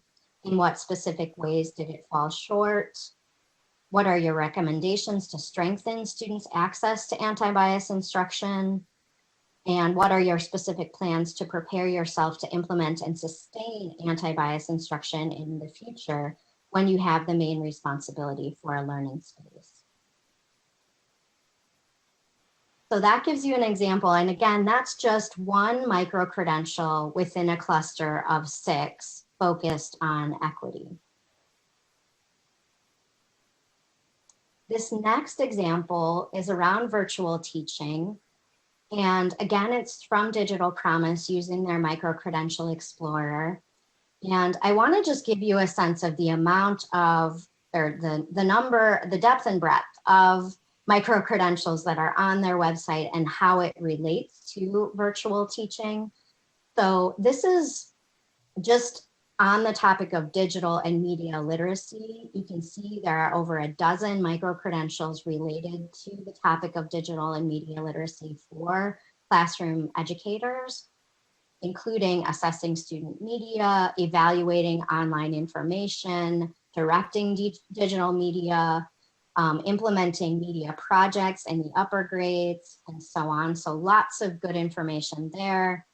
Then there's another topic focused on digital citizenship that includes education support professionals, first responders, creating digital citizens, cyberbullying, school connectedness.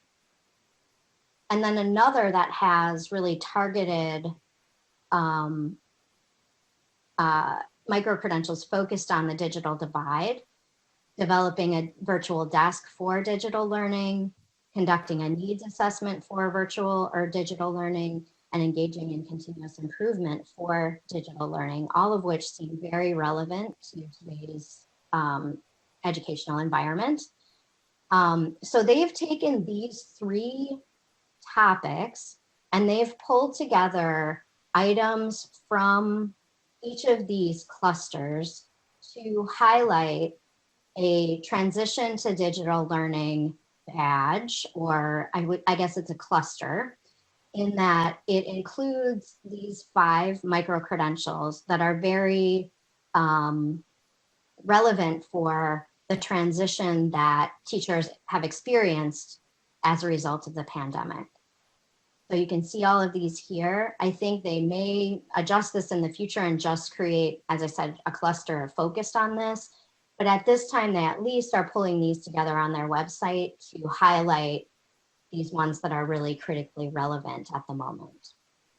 So I don't have specific examples of what these, what the teachers experience in doing these, but I wanted to give you all a sense of what is available currently and how this could really support teachers as they transition into schools for this fall.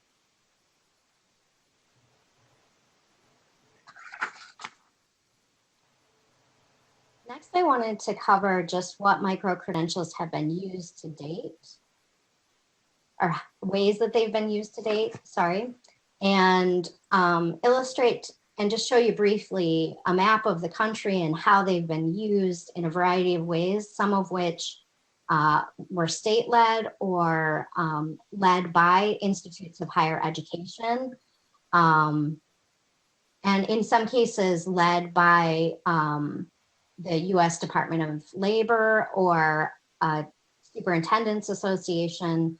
So you can see this is kind of an evolving landscape. I think in a year, this map will probably look different, but at this point, you can see there are a variety of states doing this work and they're being used for a variety of purposes. And so we'll dig into that a little bit more through the next slides. So at this point, there are at least 28 states that are involved in micro-credentialing. They have some form of legislation. Often that is talking about the use of micro-credentials in serving as a form of professional learning. So there's often some equation around how seat time is equivalent to a certain number of micro-credentials. So that's happening in at least 28 states. And then in 24 states, there are institutes of higher education that are offering micro-credentials. And then in 11 states, districts are offering micro-credentials to their teachers. So you can see there are a lot of different players that are involved in this field right now. And again, getting back to the idea of the purpose of this, I think it's important to say that we don't know the best structure for micro-credentials at this point. It's evolving very much as, you know, from place to place in terms of how the structure, how they're used in terms of purpose. But there are some themes of use. So as I mentioned just in the agenda, they're used for the documentation of professional learning. They're also used in terms of educator talent management, and of course for licensure renewal and certification. So I'll dig into each of these a little bit in the following slides.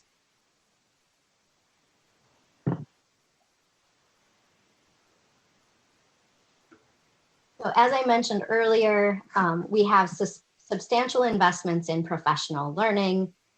A lot of the districts that are thinking about micro-credentials are often in a place where they feel like the professional learning that they have offered to teachers in the past is not really making the grade. And so they have turned to more job-embedded opportunities like micro-credentials. So in Baltimore County Public Schools, micro-credentials have been developed to train teachers in specific areas that had not been offered in their professional learning opportunities before. So the micro-credentials that they have allowed were focused on growth mindset, grit and resilience, and systems thinking. Long Beach Unified also had a micro-credentialing pilot a few years ago that focused on testing out a handful of micro-credentials that were primarily, from what I've read, focused on the facilitation of professional learning. So it was more of a teacher leader micro-credential focused on the implementation of on Common Core standards in ELA and in math, and also in next generation science standards, coaching, and collaboration for continuous improvement.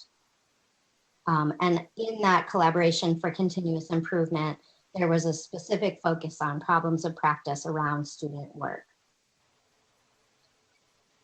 Beyond micro-credentials, school leaders, micro-credentials for teachers, school leaders also really value micro-credentials in Michigan. For example, they have micro-credentials that were developed in Michigan Virtual, which is a consortium of probably half a dozen entities, including the Michigan Department of Education, that they've all come together to develop and issue micro-credentials that are focused on school vision for learning, understanding Title IIA, comprehensive needs assessments, communication supporting leadership teams, and embedding social and emotional learning school-wide.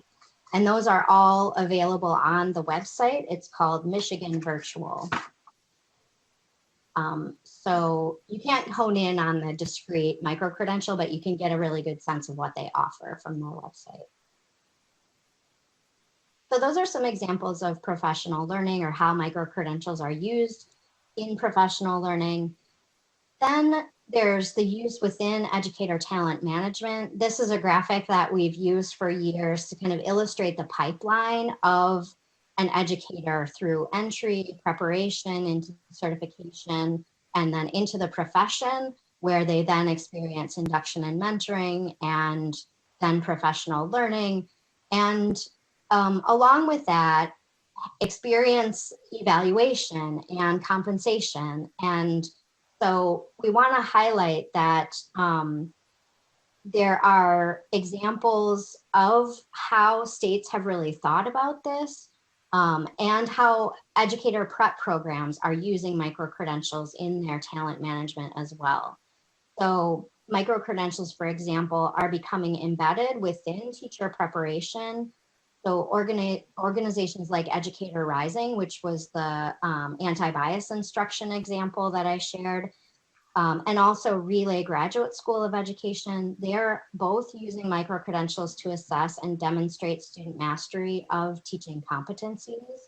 So in some cases that's candidates, and Educator Rising also works with high school students. So they're using micro-credentials in that space as well. And then in Arkansas, the State Department of Education provides multiple pathways for teachers earning their credential, one of which includes a micro-credential for elementary teachers to demonstrate knowledge of evidence-based literacy practices, which is a requirement of their state law. And then in other places like Louisiana, they're considering using micro-credentials in lieu of the traditional praxis exam for entry into initial licensure. You can see there are a lot of steps along the process, and you could imagine that micro-credentials could potentially be used as a way of promoting teachers at the district level or the school level, or as a way of compensating teachers as well. So they may earn a specific endorsement in a specific area and be compensated for that growth. And then we also see, actually, so this is kind of just a snapshot of what I just shared. I think I've covered most of this. I haven't talked a lot about teacher induction programs, but you could imagine that micro-credentials could be used for both new teachers and for mentors in meeting the requirements of the induction program. And then we also talked about, I briefly mentioned promotion, but certainly this last bullet here, selection into leadership programs, that's one way of thinking about promotion. So micro-credentials can certainly be used to help school leaders really think about who is meeting the mark or has the competencies to do the work that the promotion requires. And then the third of these examples is around licensure and renewal.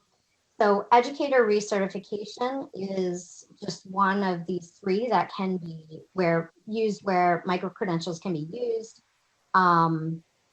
We see endorsements in a variety of places, and I'll share some specific examples of state policy as it relates to these requirements. We see states, Washington and Kansas, having computer science endorsements because they see a shortage of computer science teachers and really need to find a way to get interested teachers endorsed. And then in Hawaii, Illinois, and Louisiana, we see them opening up to principal licensure and leadership through micro-credentials. And then in Delaware, Arkansas, and Connecticut, we see a focus on teacher leadership and also induction. So really using it as a way, as a pathway, in most cases, an alternative pathway to initial and advanced licensure. And so this is one example in career technology, which I know is a pressing issue in California. Minnesota just opened their legislation to new pathways that allow this new licensure program that creates a new pathway into the profession and then specific endorsements as well. So that allowed the Lakes County Service Cooperative, which is a regional entity, to take the opportunity and create a new pathway for teachers into career and technical education. They developed the micro-credentials themselves, and when the candidates earn the micro-credential, they receive an endorsement from the state in CTE. So that's just one example of where a state has changed their pathways into the profession, leaving more opportunity for micro-credentials to be an option. And then while they are not taking the lead on developing the micro-credential, they allow a regional entity or even an institute of higher education to develop the micro-credential, issue it, and then it's recognized by the state. So that's one version of how this can work. But getting back to the comment made in our first activity, at the end of the day, we really need to think about the purpose of the micro-credential. So teachers may value micro-credentials as a way to earn promotion, endorsement, or to advance in their licensure.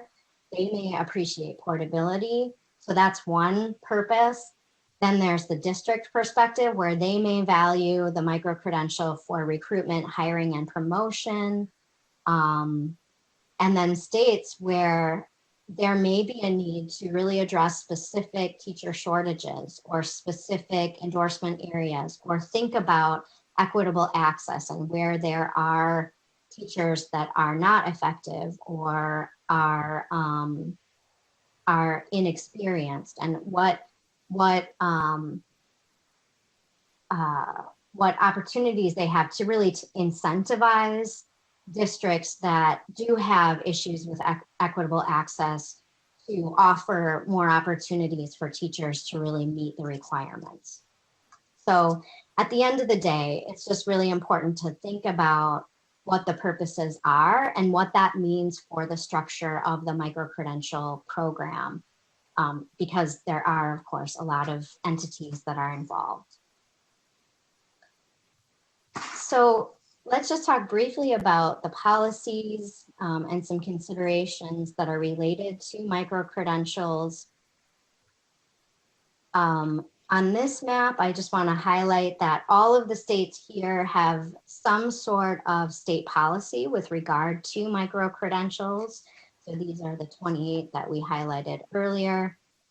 And I think it's worth noting that in these state policies, most states, if not all, are talking about micro-credentials as an option. None of them are requiring micro-credentials. They're not really even recommending them. They're typically considered an optional pathway to the three aspects of professional learning, licensure, or talent management. So that optional pathway, I think, is important to note that we're not typically talking about a requirement. And where there is a shift in state policy, it's often around this language within the policy that's related to seat time. So if there's a certain number of hours that teachers need to acquire, and I know California, I believe you've dropped that requirement for certified teachers, but where there is language around seat time, there's a shift toward competency-based learning, which I think teachers do value. And not just I think, but the research suggests that teachers do value the competency-based learning. And then finally, in terms of what has happened in these 28 states that have done this work, many of the states, whether it's the state education agency, the credentialing body, the educator standards board, and Institute of Higher Ed, they're typically starting with a pilot. And many times that pilot is targeted to a specific content area where there is a need or a shortage in their state. So computer science is one. I think given the pandemic, we're seeing a great interest in social and emotional learning. I haven't seen a lot of micro-credentials on trauma-informed practices, but I could see that emerging here soon. And then of course, around equity and diversity too. So the next few slides are some specific examples of how states have changed their policy. In Kentucky, the transition between the first tier to the second tier, known as rank 2, so their advancement in licensure has been modified to offer an alternative pathway that also includes micro-credentials.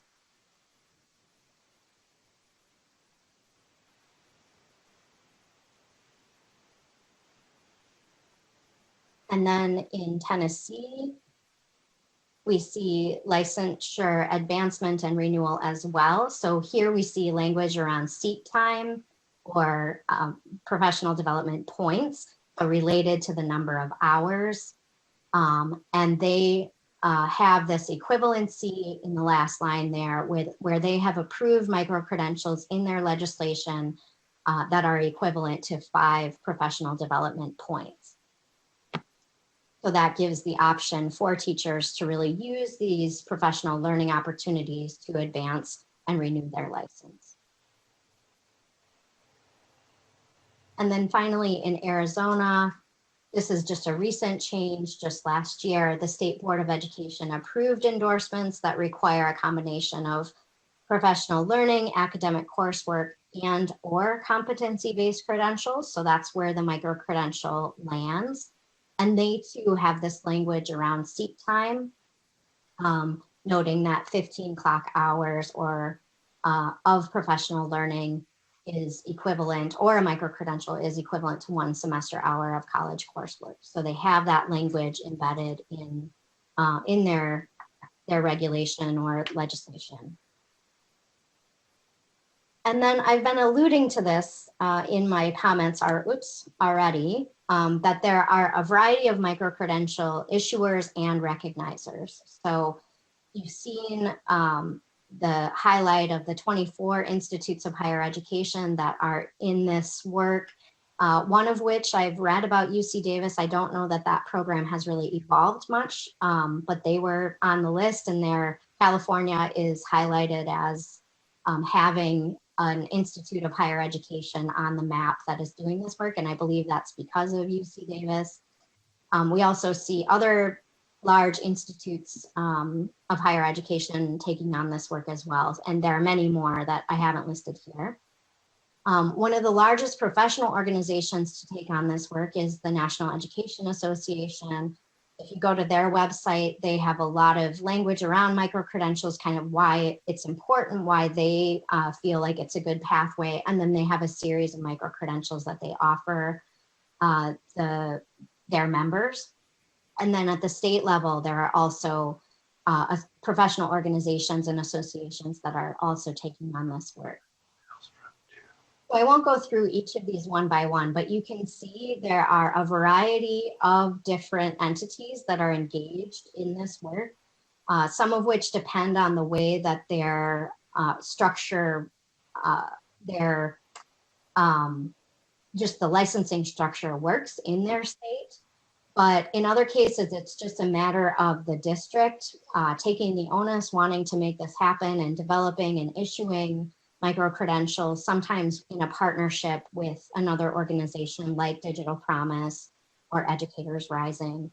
So you see at the bottom of this, and I'm sorry for the issue here, but that there are collaboratives as well that do this work. And in many cases, it is multiple entities coming together to create the micro-credential, issue it, recognize it, and make it useful for teachers. So just want to put that out there because this is a complicated arena that I think it's valuable to note that there are a lot of players, and that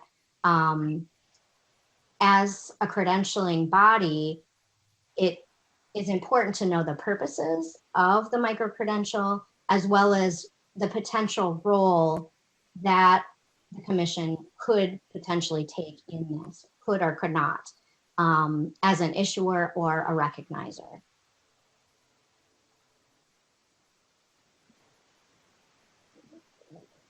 There we go. And then just to, I just wanted to highlight this map again. And now that you've had a chance to think about the policy, just see that in some cases, these states are really focused on a specific area within the pipeline, like new teacher induction. In other places, they're really focused on specific endorsements or specific credentials that allow them to address teacher shortages within their workforce. And then finally, of course, leadership, making sure that there are micro-credentials to support teacher leaders and principals and other school leaders in gaining endorsements or renewal or licensure. So next, I want to just briefly turn to what we have learned from early implementation. And this slide is based on just one study. So there's a danger in drawing too many conclusions from just one study. But I think it's useful to take the findings into consideration while also maybe taking them with a grain of salt, knowing that it's just one study. So in this study, they essentially offered micro-credentials to a number of teachers. They went through the process, and then they did surveys and interviews with the teachers to get a sense of how they felt about the process. And so from that, in the surveys, they found that the vast majority, 97% of respondents, said they wanted to pursue another micro-credential. They appreciated that the micro-credentials were job embedded and applied, that they enable teachers to make connections to their own practice and submit artifacts that demonstrate how they've integrated those practices into their classrooms. They bring structure to the reflective process by asking teachers not only to share what they learned from the resources provided, but also what made them effective. So that, teachers are saying this is really the reflective practice that we all try to embody. It really deepens that practice and pushes them toward metacognition and evaluation to facilitate more rigorous learning and teaching. And then just a couple notes that teachers are really able to personalize their work in the micro-credential. And then again, that the structure of the online platform is really important. So they learned from this study that the platform itself must make clear and easy for educators what the micro-credential seeks to measure, what they must do in order to earn the micro-credential, what materials are necessary in order to earn the micro-credential, and also provide feedback and give them a sense of why they did or did not earn the micro-credential. So those are some findings. And of course, this last one here about questions still exist, I think just want to reiterate that we're in the very early stages of these micro-credentials. So knowing their effectiveness or their impact, the jury is still out. At AIR, we have developed a number of resources that you all have access to now. The first of which was the first two were developed through a collaborative effort that we had through our comprehensive centers, and really worked with a small group of states that had been implementing micro-credentials and developed this quality criteria, which I think is an essential component of this work. If the commission decides to dig in further, quality is going to be, I would guess, would be a top priority for making sure that the micro-credentials are of value to all of the entities involved.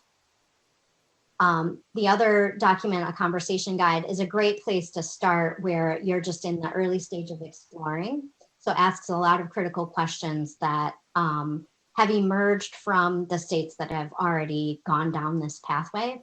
And then the third document there is a paper that we wrote a while ago, but gives an example of how these early adopters have implemented and what they've learned from that implementation. And then we have another paper, as I mentioned earlier, that I hope to send to you all next week. That is kind of an overview. It's very similar actually to a lot of the slides that I shared today, but could be a great primer for anyone else who's interested in this topic. So then I also wanted just briefly, this is my last slide, to note that there are a number of research questions that are top of mind for us as a research organization when we think about micro-credentials. We know that there are a number of stakeholders involved, and it's important to know who values them and for what purposes are they being used by these different entities. And I think the second question, we could potentially have a longer list of the stakeholders as well, because there are many entities involved. We also want to ask really hard-hitting questions. How should they measure competence?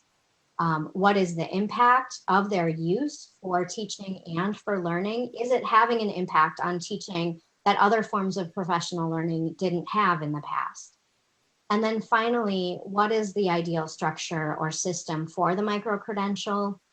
There are a variety of ways that they're evolving at this moment, but in terms of their value or their purpose, what does it mean to have a different structure? What does it mean to have the state involved or not involved? And what does that mean for the different stakeholders that are involved as well? So those are some of our questions. They're listed in greater detail in the paper that I'll share next week. But with that, I'm going to wrap things up, and I'm not sure if I turn it over to Jake or someone else, but I'll stop there. Great. Thanks, Thank you Lisa. so much. Yeah, Jake, do you have anything else you want to add? No, I just want to say thank you, Lisa. That was a really, really great presentation, and I'll turn it back over to the commission for any discussion. Fantastic. Lisa, thank you also for sharing your slide and slides through Zoom, doing that for us and for the amount of time as well as the resources you've sent. We're now going to open for public comment. Recording secretary, are there any public comments? No, we do not have any public comments for this item. Okay. Public comment period for this item is now closed. Commissioners, do you have questions or comments on this item? Commissioner Klatt. Thank you. First of all, thank you for that presentation. It was very informative. And this is an area I've been excited about for a long time. I think my first year on the commission, I brought up the issue multiple times about the lack of a career ladder, or I shouldn't say lack of, but underdevelopment maybe of a career ladder for teachers. And I think your slide that showed the progression, the loops, kind of highlighted that for teachers who have been in the profession for a while, we kind of get to this point where administration is the only option really to advance one's career, at least from a credentialing standpoint, but not all teachers want to be administrators. And so I think the idea of having some kind of system that could recognize teacher expertise is one that I think is really exciting. And I wanted to add that I got to participate in a pilot induction program a couple years ago. And what was really, I think, it really changed the relationship I had with the teacher I was mentoring, because as the teacher was going through a micro-credentialing program to get through induction, I really got to be the coach for that teacher. I got to kind of get out of the role of sort of being the end evaluator, and really got to coach the teacher through what the micro-credentialing program was asking them to do. And it really changed the dynamics of the relationship, and I think could be something really interesting to explore. But what I guess want to wrap this up with is I was looking at the AIR report that was linked to our item, and it did talk about the importance of starting slow if a state's going to pursue, or an entity is going to pursue this. And I think looking at micro-credentialing as a way to certify teachers as coaches would be such for me, I think a really interesting place to start, because as we were looking at program approval for induction and teacher preparation programs earlier this morning, there's this element of the mentor teacher in the classroom that's so important for both of those programs.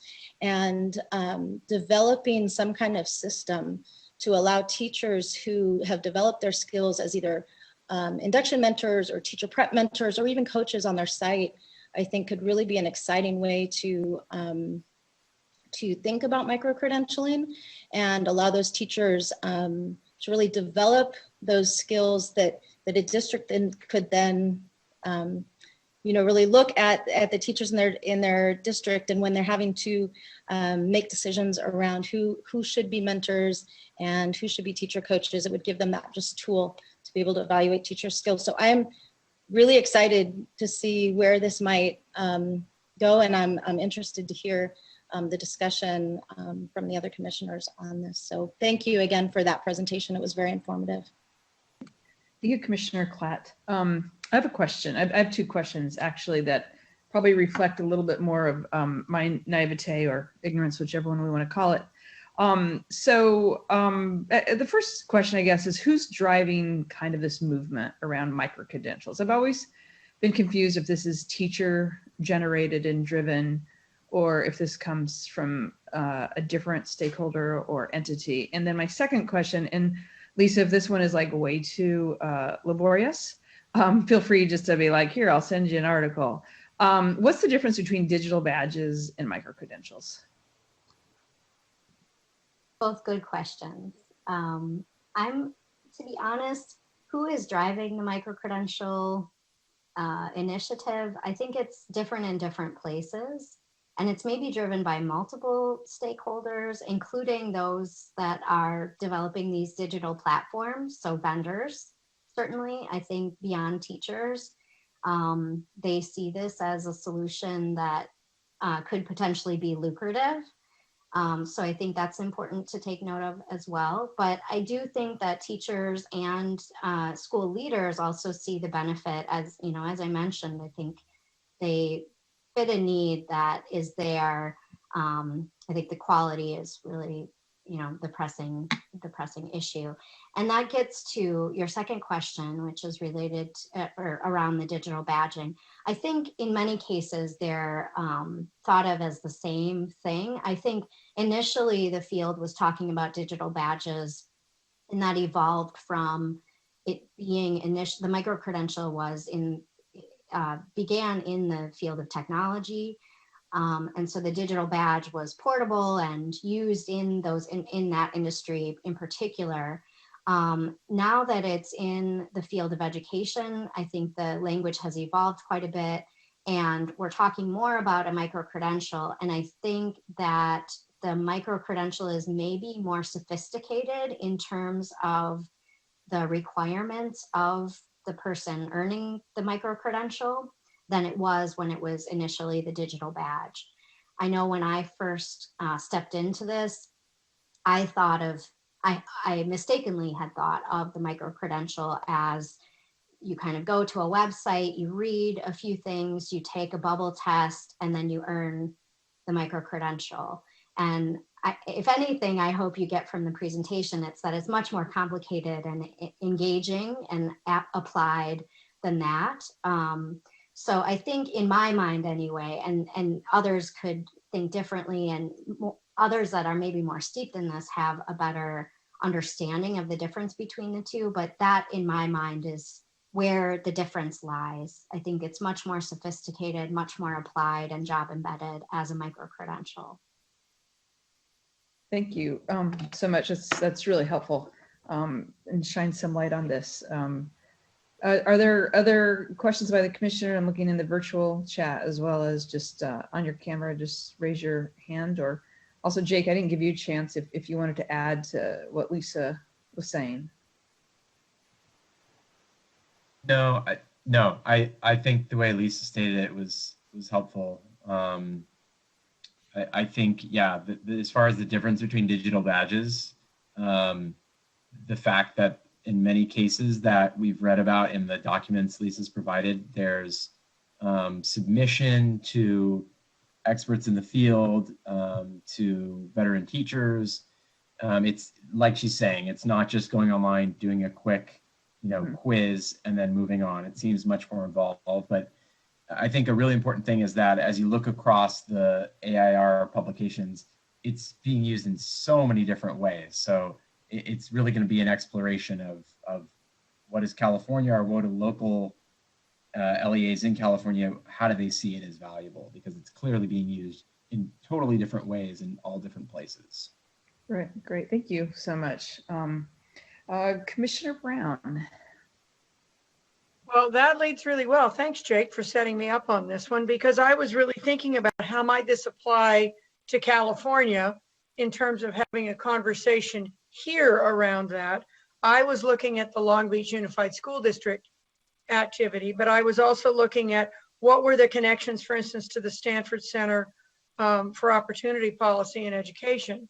So those were two things that maybe, Lisa, you might be able to comment on briefly. And then my second piece was, which is a bigger thing for us to talk about maybe a little today, and then is this worthy of moving on? Where might we see this, and what policies or practices of the commission and other agencies in California might be applicable?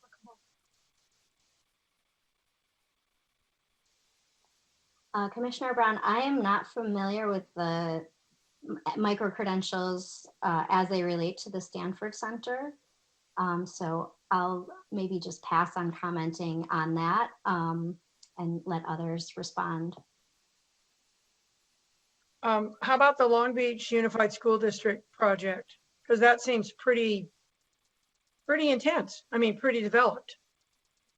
Yeah, from what I understand, it was really a collaborative effort with a variety of organizations, including the Center for Teacher Quality and I believe EdSurge and Long Beach Unified as the primary players.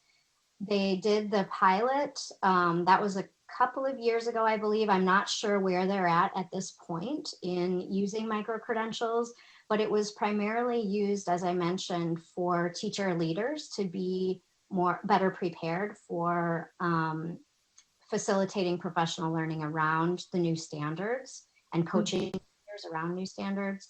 So from what I understand, the teachers, the principals were very positive about the experience. The report that I read as focus, or that I think was shared with all of you as well, was did make mention of the California context and the complications of the California context, in terms of there being a lot of entities that would require agreement in terms of there being a recognition of the micro-credential for professional learning or licensure. So there is made mention of that, but beyond that, I'm not sure I can comment extensively. Well, thank you, because it is complex, and the potential here is deep, and the idea of self-selection and allowing a professional teacher to identify an area rather than always just having their school district or a bigger entity identify for them is very enticing, and we're a complex system. Yeah. Yes, and if I may, just add on that in some places, the districts are being very selective about the micro-credentials that teachers are allowed to earn. It's often related to some need within the district or within the state, as I mentioned, in terms of a shortage or needing to have more certified or endorsed computer science teachers, for example. So I think in most cases, it's not a free-for-all in terms of teachers choosing whatever micro-credential they want. Of course, any teacher can go online and earn micro-credentials through any of these digital platforms. However, whether it's recognized as part of their professional learning that's approved by a district is another story. So districts often do limit the number or the type of micro-credential that are approved for professional learning purposes. I was curious, Superintendent Martin, Commissioner Martin, do you have any schools or anything going in around micro-credentialing in San Diego, whether it's approved by the district or not, but what kind of trends are you seeing within your own district or county? No, I thank you for asking. I'm very interested in this topic, and specifically around teachers being able to teach in the new digital environment. And we're interested in the idea of a micro-credential. And I think the term credential confuses people because, who decides that you're a credentialing authority? This is a credentialing authority we sit here as commissioners on. And so a micro-credential, to not confuse it as being a license to perform services. I think we all read the letter from CTA that there could be confusion with just the term that's a license to perform service in a public school, and that it's not a form of licensure backed by the authority of the CTC. So that's terms and definitions. And yet when I look at the actual reasons behind it, we don't have one. I wanted to know more about Long Beach. And do you deem yourself a micro-credential and you self-certify? We have one now because we're planning our back to school. We have a week-long professional development that we're working on planning. And it's actually for students, for parents, parent university students learning the digital platforms, and then of course teachers learning the pedagogy. In the spring, we did 13,000 hours of professional development, getting teachers ready to quickly shift to digital teaching. And now we're taking it to the next level. And I feel like the content that we're developing as a district for that is micro-credential worthy. That's why this presentation was really important to me, to just hear what's the scope, what's the field, and how do we pilot something here in San Diego? Because making it job embedded, making it relevant, making it be a cycle of inquiry and meaningful to teachers, I think sending them someplace else to go get it separate from the school that's already been developed on a shelf isn't as relevant and meaningful as what we're developing as a district. And I'll humbly submit that because I know our team is developing something that is meaningful and relevant for our educators to have what they need. And I've talked to some educators in other neighboring districts that have signed up for maybe a UCSD one, or National University is putting something out right now. And they took it, but then they're saying it wasn't really meaningful. It wasn't as relevant as they had hoped it would be to improve. They're looking to improve their skills in this area. So. Yeah, it'd also be interesting to see the intersection with the national boards, right? Mm-hmm. and what that looks like. I'm gonna maybe ask one more, put one more commissioner on the spot, and that's Commissioner Greno-Shire, since you are in Long Beach and you're good partners with your district there. What have you noticed about the trends, or if you guys have been approached as a higher ed institution to support or help? I knew you might ask that. Unfortunately, I haven't been dean of the College of Education for about 4 years, so I'm not real close to the work. As far as I know, districts have not reached out to any of our campuses about micro-credentials. So I'm sorry I can't be of more help. I was very interested in what Superintendent Martin had to say, though. And I was going to ask the question whether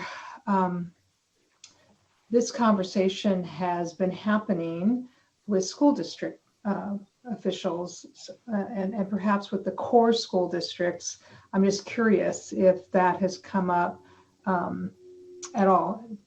So sorry I can't be more help. Great question. Do you know anything, Commissioner Martin, about whether the core districts or any other districts are talking about this, or the association, Superintendent's Association? Just on mute, yeah. I forgot to take myself off mute. No, I'm not sure about the core districts and those conversations, but I'm talking to my local colleagues. There's 42 districts in San Diego, and I'm talking to UCSD about what they're developing, because if who certifies it as a high quality micro-credential program, and what kind of partnerships do we need to have the right, it's not a credentialing authority, but I also think there's implications around the distinction between a digital badge and a micro-credential, and what is that used for? And then once somebody has earned this, what does that mean for future district interests, and also during other decisions that have to be made? Yes, Director Sandy, please. So I really just want to appreciate this presentation. It was so informative. And I'm really also very much appreciating Commissioner discussion of it, and thinking about, why are we having this conversation about something that is large, often considered a professional development strategy at the Commission, where we don't oversee professional development. That's something that happens locally, and local decisions are made about where you want to invest your money and your staff time. But as I think about micro-credentialing as a term, first of all, I think it's a marketing term, a term of art within kind of a marketing strategy to get a professional development approach out there. It communicates a little bit more to me than the idea of digital badging, because on the face of it, I'm not sure how to unpack that term. But at base, I think about this movement as a set of tools that allow for a teacher and educator to learn about something and demonstrate some level of proficiency with what they learn, which is different than seat time. And our presenter pointed that out right at the beginning. What is micro-credentialing? It's not seat time. It's about learning and demonstrating competence. Right now, we rely on demonstrations of competence as part of teacher preparation in our performance assessments, or as part of administrator. We have been moving our whole system of accreditation toward a performance-based system. And I find myself wondering how a tool like this could become part of the tool set that we have available to us at the Commission. So one of the things our presenter mentioned earlier was states using micro-credentialing as a replacement for the Praxis series of tests for entry into teacher preparation. That's an interesting concept. We've been talking about our subject matter testing for a few years now, and about how there are two ways. You can take a paper and pencil test, or you can take coursework. But I'm wondering, I'd like to know more about how micro-credentialing or digital badging is being used, and who is overseeing the quality of that. I would imagine if it's used by a licensing agency, that licensing agency would have to determine that it is quality and sufficiently equivalent to your entry requirements that you can adopt it and use it. I think about this, and I so appreciate the exemplars that you provided for us, Lisa, of different ways it's being used.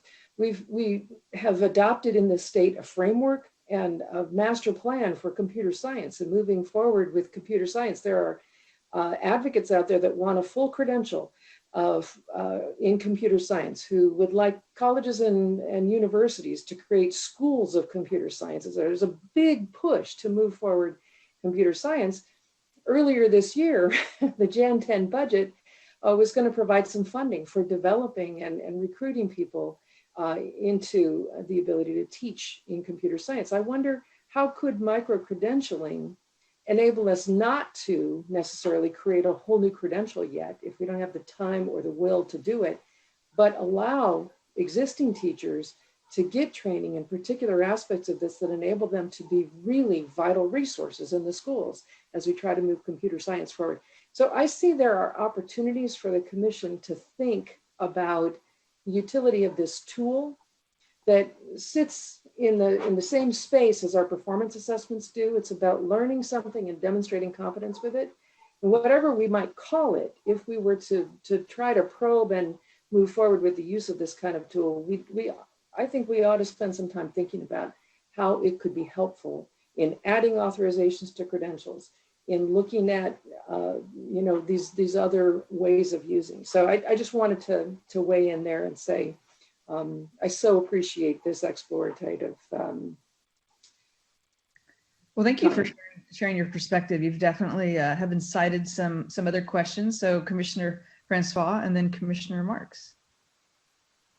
Thank you so much, Executive Director Sandy, for sharing your perspectives. I think that, in all things, there's opportunity, and then we need to be cautious on how we move forward if we move forward together around them. I don't have an extensive knowledge of micro-credentials, and I was particularly excited about this presentation because we at UCLA have been talking about it for quite some time.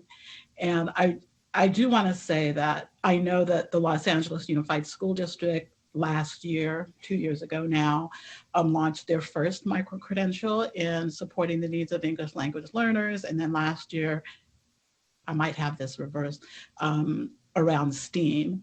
And from the folks that I've heard that have participated, the educators that have participated have been very excited about it for all the reasons that Lisa brought up.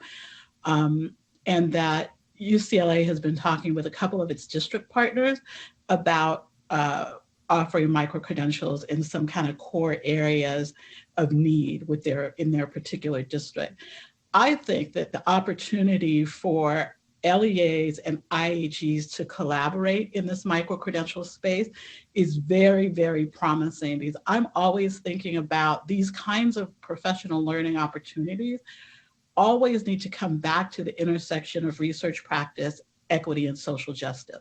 And we cannot do that well if LEAs go down this road by themselves, if IHEs go down this road by themselves. And, not to speak disparagingly, but, if we let vendors who have purely economic interest in this to lead the movement. And so, I would just encourage all of us to think about how we can partner across LEAs to learn more about this, LEAs and IHEs to learn more about this. Think about this as a collaborative opportunity for educators across the trajectory of their careers, and including, I have to say, some of our teacher educators as a way to think about their ongoing professional learning and professional development. Thank you so much. Commissioner Marks, and then maybe we'll wrap this up. Well, just real quickly, Executive Director Sandy asked my question. I was just curious as to where this micro-credentials fit into our work on this commission. That was my big question. But I'm a classroom teacher, and I worked in 2 large urban districts. And I have always felt from my districts, for all their ills, that I have a lot of freedom to choose my professional development. I have opportunities to take courses in that help me to grow in my learning as a teacher. So I just see this micro-credentialing today as just another tool in the toolbox for growth. It's curious to me. It's not mind-bending or mind-blowing. I really appreciated the presentation and enjoyed that information and is exciting, especially the courses in equity and access, I think are things that are really engaging to me. But I'm really curious to see how as a commission we can incorporate micro-credentialing into our work, because it's still a big question mark, and big question marks are very good things. So thank you for opening my mind. Well, and without seeing, oh, there is one more question or comment. Commissioner Martin. Thanks. I know I already had my chance to speak, but okay. I don't need to have the final word, but I think that it's a path that is important for us all to go down. And Commissioner Francois' point around partnering with the IHEs, there is a large body of knowledge out there around effective digital teaching. This isn't new for many of our teachers that are already, we have an iHigh, we have an independent study school that are already part of our district. They're not charter schools, they're district schools. And so that body of knowledge, when we're developing the content to teach more teachers how to do something that some of our teachers know how to do well, if it's public perception alone on your list, Lisa, of the reasons to do it and what's behind it, for people to understand that we're looking, it's a research base. It's not something we just bought off the shelf and plugged people in. It's actually continuing to professionalize the profession, that teachers love to continue to improve their craft, and districts in partnership with the local universities like UCSD for us or UCLA, that we've actually taken the body of knowledge but made it very practical. And I think putting a micro-credential on it or a badge on it helps the public understand that we're not just fly by night making this up. There's very real content, job embedded right now, ready to go. And people need to have that kind of confidence in what we're doing, especially when we're having to change and pivot so quickly. So naming it the right thing matters, not because it's something petty about what you call it, but it matters so people understand the intent behind it and the depth and complexity and professionalism that goes with what we're trying to do as we move forward with things changing quickly. So in our 1-week boot camp, we're having digital learning, we're having grading policies and practices, discipline policies and practices, some of the equity things that we're moving levers on this year, and what we're moving levers on in terms of digital teaching. They all matter, and we need to move at a quick pace. And the quick pace, the commission takes a long time for us to get something done. And I want our teachers to get this training right now, have it embedded, have a cycle of improvement, and have a badge to put on it, whether you call it digital badge or credentialing. It validates the work that's happening, and it's not just made up on the fly, it's made up with the experts in the field. So I think there's a very real need for this body of work in the field and in our state, but across the country, because we have to keep learning and learning quickly, and it's what teachers do best. But let's just make it clear to the public that that's what's happening. Great. I really appreciate the last two comments and really the enthusiasm for supporting our teachers' professionalism. And on that really positive note, this is an information item, so no action is needed this time. Thank you, Mr. Schuler and Ms. Lachin-Hache for joining us today. And most of all, maybe more exciting, is that I have no additional items. I adjourn the Educator Preparation Committee. Thank you, Commissioner Martinez, and thank you, Lisa, for this really informative presentation and the discussion. I have many notes here from our discussion, and I'm also reminded how valuable these study sessions are, and we haven't had one in a while. And I think we should see how we might regularize this for our meetings, if we can. All right, Commissioner Martinez, you did an excellent job stepping in with this group. Thank you very much. Next, I am going to move to the Professional Practices Committee. Commissioner Cooney, will you please convene the committee?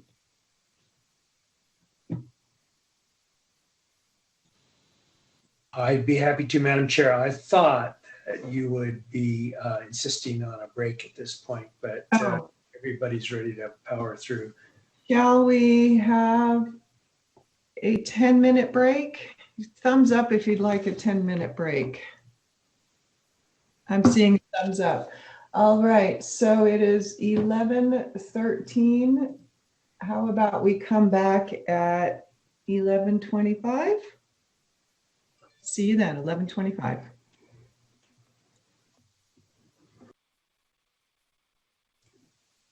Okay, thank you, Commissioner Cooney, for suggesting a break. Now, would you please convene the Professional Practices Committee? I will, Madam Chair. Thank you very much for the break, and I will now convene. Hold on one moment. We need to make sure we have a quorum.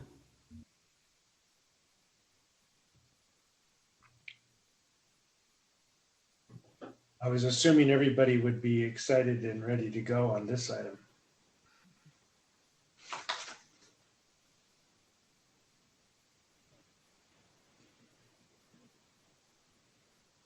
Think that if you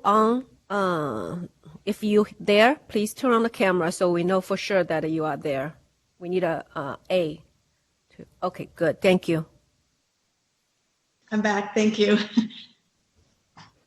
So we need 8 commissioners for a quorum. I know this is a busy time for people. We are good right now. We have exactly 8 people, 8 voting member. All right. So if anybody needs to leave before the end of the meeting, please let us know, because we'll need to vote in one of our non-voting members to fulfill our quorum. Okay. All right then. One more time, Commissioner Cooney, will you please convene the Professional Practices Committee? I will convene the Professional Practices Committee. We have one item for information only. If there are members of the public that wish to speak on this item, please email your request to comments@ctc.ca.gov or call 916-322-6253. Please make sure the request includes your full name, phone number if participating through the phone only, your affiliation, and the agenda item number, that's 5A, and title, Professional Practices. Make sure the name you provide matches the name you use to join the meeting. I think without further ado, we will turn to our Division Chief, Gil Gonzalez, for the Professional Practices Workload Report. Good morning, Commissioners. This is item 5A, the DPP Workload Report, an informational item. As you are aware, the dashboard reports on 6 key measurements in line graph form, showing both current year numbers as well as prior year numbers for comparison purposes. I will highlight the June 2020 stats. As you can see from the total cases graph, at the end of June, the division had a total of 2,647 cases, which is within the normal range of the 26 to 2,800 cases. These are cases within each stage of the division process. Due to COVID-19 closures, DPP continues to receive fewer reports of misconduct from all sources, to include school districts and applications with self-reported misconduct. This has resulted in fewer cases being opened, as noted in the cases open graph. In June, we opened 254 cases, which is a great deal less than the normal monthly range of 400 to 500 cases. As can be seen in the initial and formal review graphs, the committee continues to effectively handle the large number of initial review cases under consideration and a reduced number of formal review cases. The number in these 2 charts reflect the number of cases reviewed by the committee at its 3-day meeting in June. Formal cases will increase in July as the COC began having appearances by phone conference.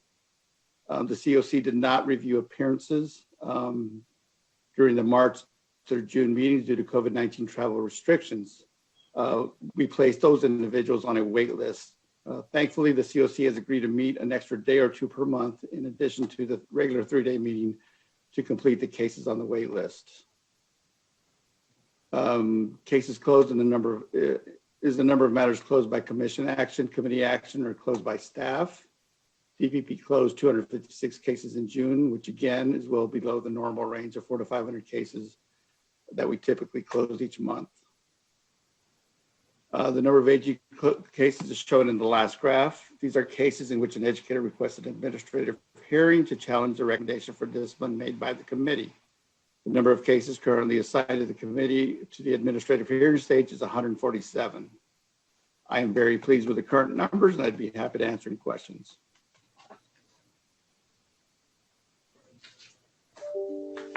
We will open for public comment. Are there any public speakers for this item?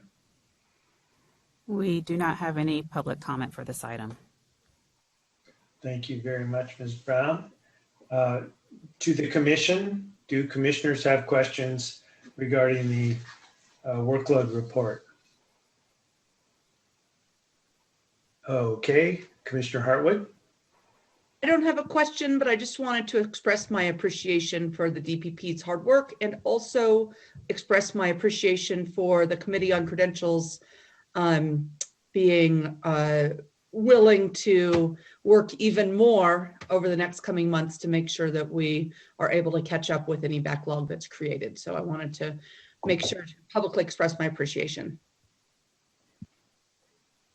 Thank you very much, Commissioner Hartwig. I know you're doing that on behalf of all of us because the incredible amount of work and effort every single month that the committee puts in is doesn't allow for a lot of additional time, but they're willing to do it to catch up with the effects of COVID-19.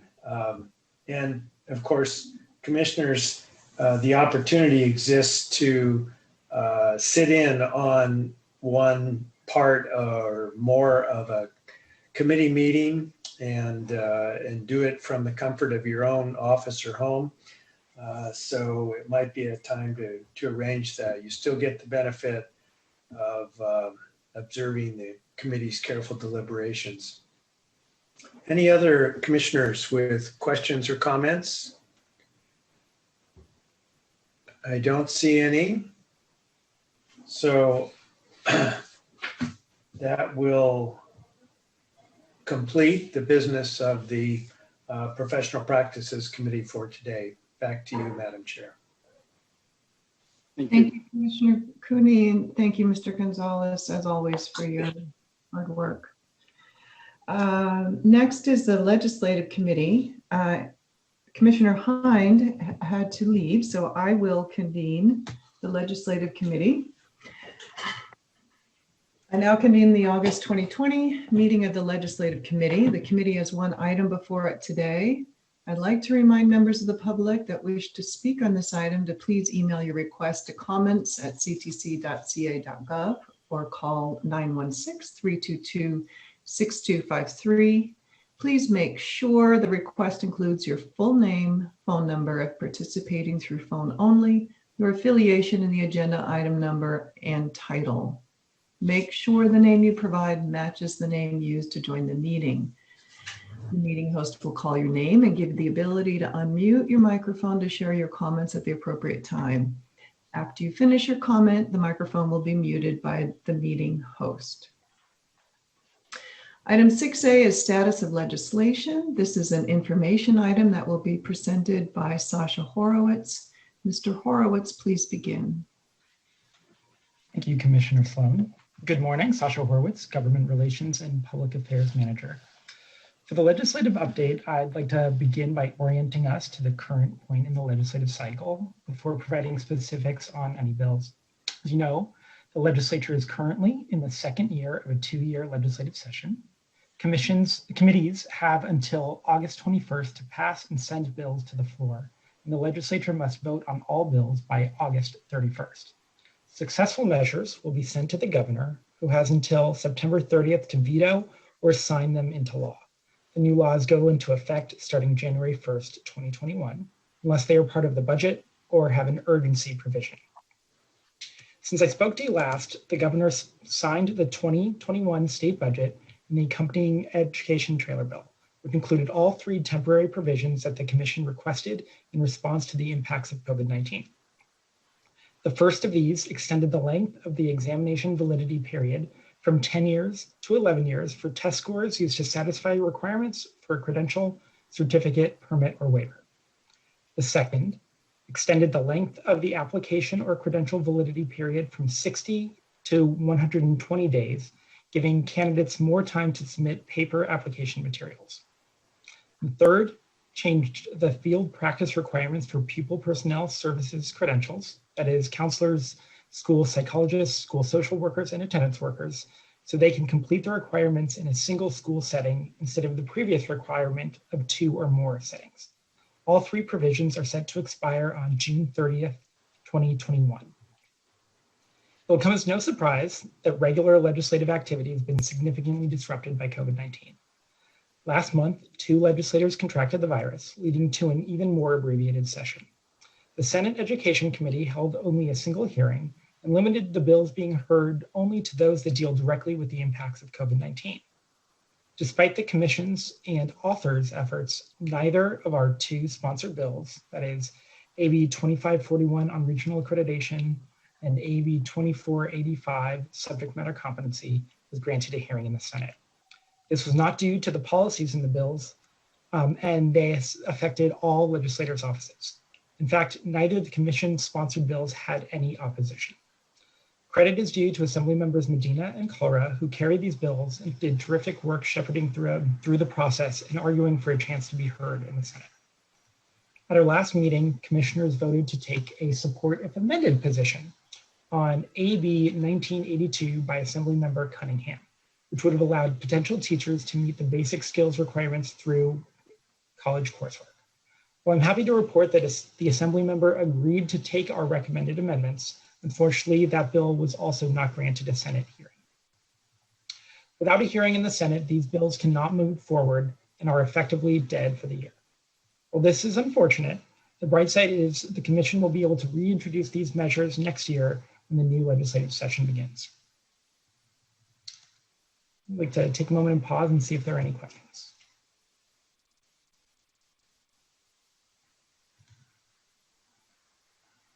Commissioners, do you have questions?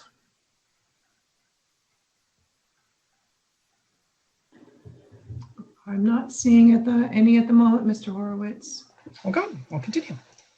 Moving on to legislation of interest, staff is closely monitoring 6 other bills this year. With one exception, none of those measures was heard by a committee, and therefore they are all considered dead for the legislative session. The one remaining bill that staff has been monitoring is SB 614, Teacher Credentialing Reading Instruction by Senator Rubio.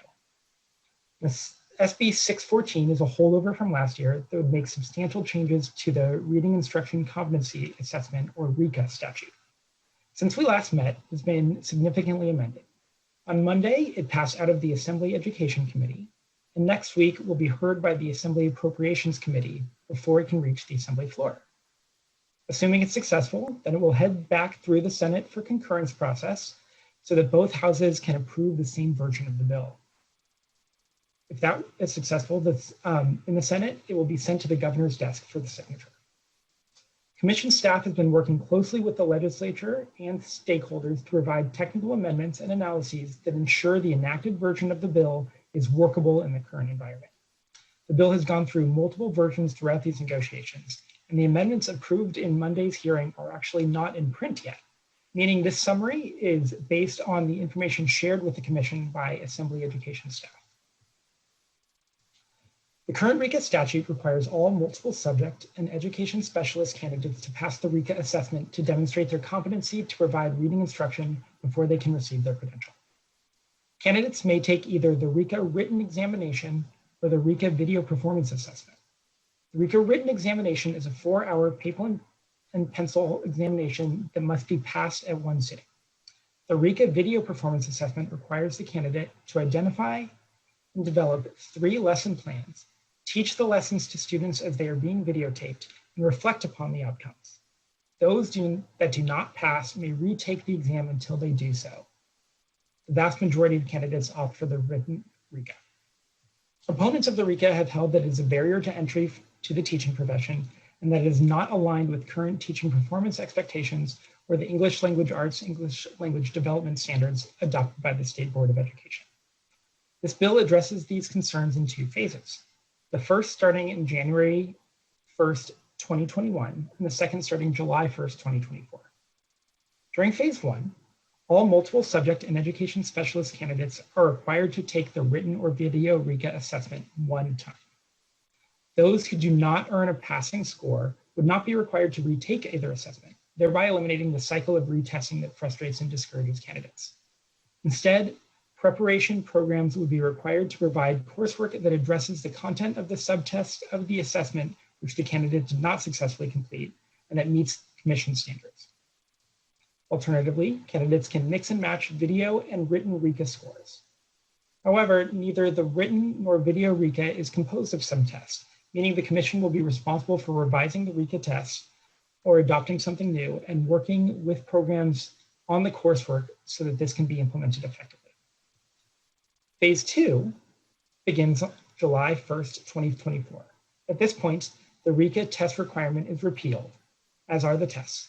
In their place, a brand new assessment of competency in literacy instruction will be integrated into the teaching performance assessments that is aligned with the current teaching performance expectations and the English Language Arts, English Language Development Standards adopted by the State Board. All 3 Commission-approved TPA models, that is, Cal TPA, Ed TPA, and FAST, would need to include the new required literacy instruction tasks. While the Commission would be directly responsible for incorporating reading instruction into the Cal TPA for both multiple subject and education specialists, will need to approve the Ed TPA and FAST models. This approach resembles the strategy of the Commission-sponsored bills by shifting reading instruction assessments away from high-stakes testing and toward performance-based measures. Because this is a new structure for approaching the assessment of reading instruction, staff anticipates the following costs to implement these changes. Commission staff provided a fiscal analysis to the legislature based on the amount of previous TPA, for previous TPA development. One-time costs of approximately $1.85 million over 3 years to design, field test, and implement new literacy tasks for the education specialists and multiple subject TPAs. This would include $150,000 to hire reviewers to evaluate the coursework requirement for as many as 234 different programs as part of phase 1. Also, $300,000 in ongoing costs for 2 consultant-level full-time employees to manage this work. In addition to these costs, between COVID-19 testing center closures and the postponement of RECA under the governor's executive order, the Commission is collecting less revenue than in previous years. If SB 614 moves forward, it may be necessary to explore new sources of revenue for the Commission. Shifting the reading instruction competence assessment to a performance-based model has the potential to be a more authentic assessment of candidates' ability to provide reading instruction. The new flexibility and eventual repeal of the RECA examinations will remove one more barrier to entering the teaching profession and reduce out-of-pocket examination costs for teacher candidates. This concludes my presentation on item 6A. Thank you, commissioners, and I'm happy to answer any questions.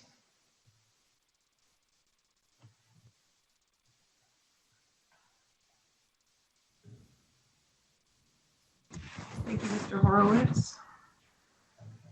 That is a big bill. Questions, commissioners? Commissioner Greno-Shire.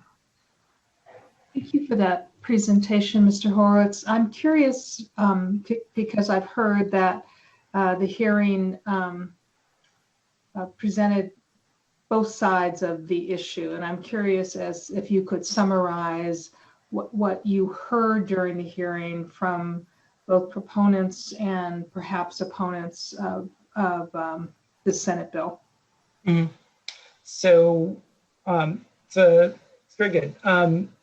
We heard from supporters, which included many school districts, County Superintendents Association, some civil rights groups, that they were in favor of this change.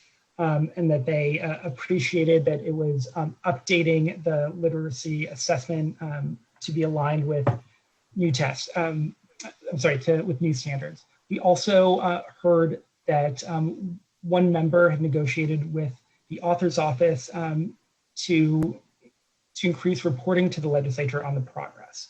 On the opposition side, most of the opposition was from individuals or organizations directly associated with the dyslexia community. And they had concerns that this bill would not protect people with dyslexia in the same way that the existing RECA statute did. That basically sums up the arguments by supporters and opposition. Thank you, Mr. Horowitz. I will now open for public comment. Recording Secretary, are there any public comments? Yes, there are. Jane Robb, please state your name and affiliation for the record. Good morning. This is Jane Robb from the California Teachers Association. I'm here to speak in support of SB 614. Although you were not able to agendize this as an action item today, I want to underscore for you how several critical steps the Commission has taken over the past 2 years have contributed to the bill. I also want to encourage you to actively support and promote the work of the Commission as it has led to a stronger bill than where we began. If you recall, the CTC adopted new literacy TPEs in November 2019 after a truly expert panel was convened to pore over many documents, much research, and feedback from practitioners in higher ed and PK-12, and put into really carefully selected evidence-based statements exactly what teacher candidates should demonstrate in terms of teaching reading and literacy to K-12 students. You had a number of presentations on our best current knowledge of the teaching of reading for all students, including students with special needs, typical development readers, and English learners.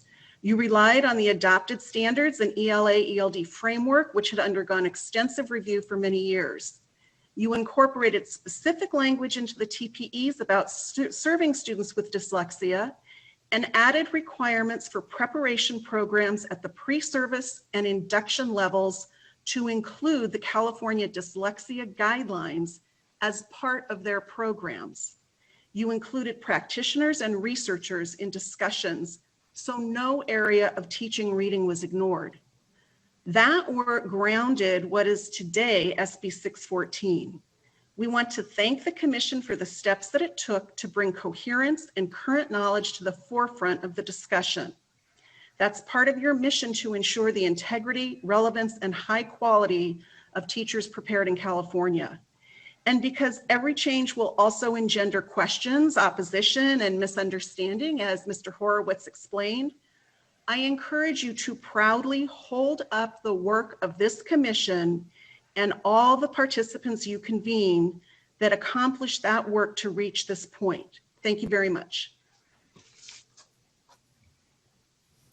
Thank you, Ms. Robb. Do we have any additional public comments? Yes, we do. Tanya Almeida, please state your name and affiliation for the record. Tanya Almeida, Director of the Center for Teacher Innovation at the Riverside County Office of Education. Good afternoon. As the Commission knows, much has changed in the world of reading instruction since the adoption of subject matter examinations and the development of RICA. We also know that the RICA is no longer aligned to the current ELA/ELD framework adopted in 2014.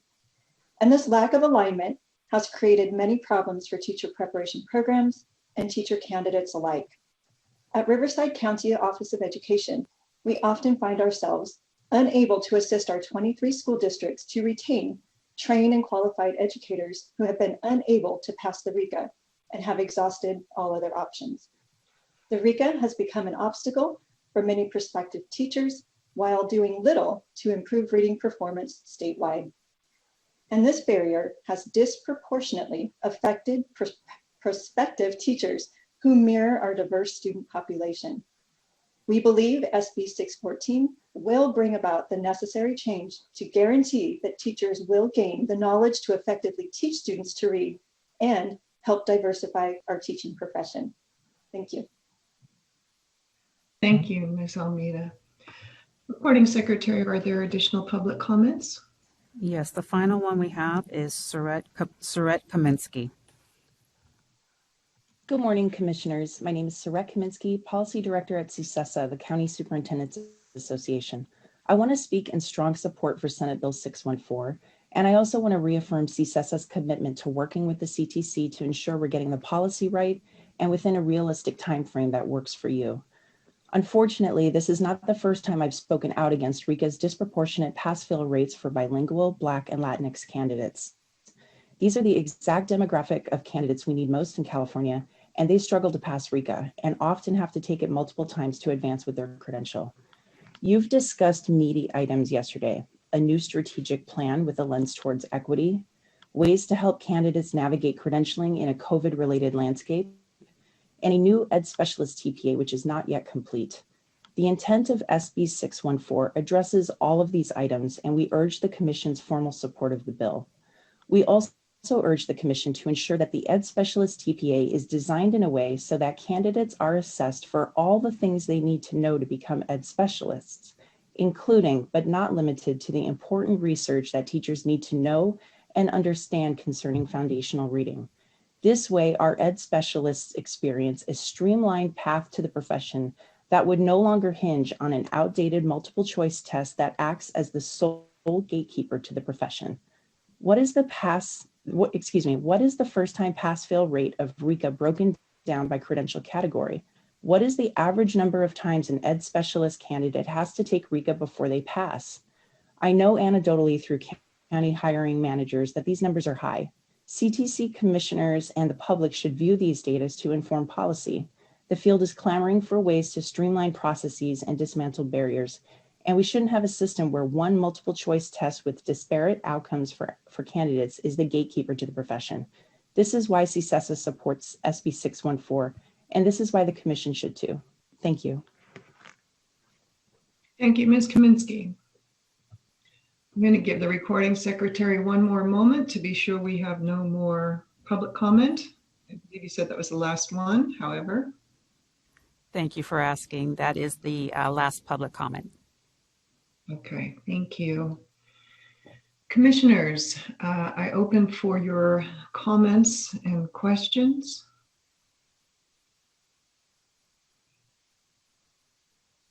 Commissioner Francois?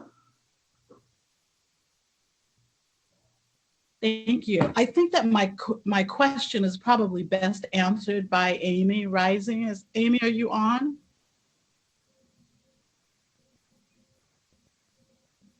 Yes, good morning. I'm right here.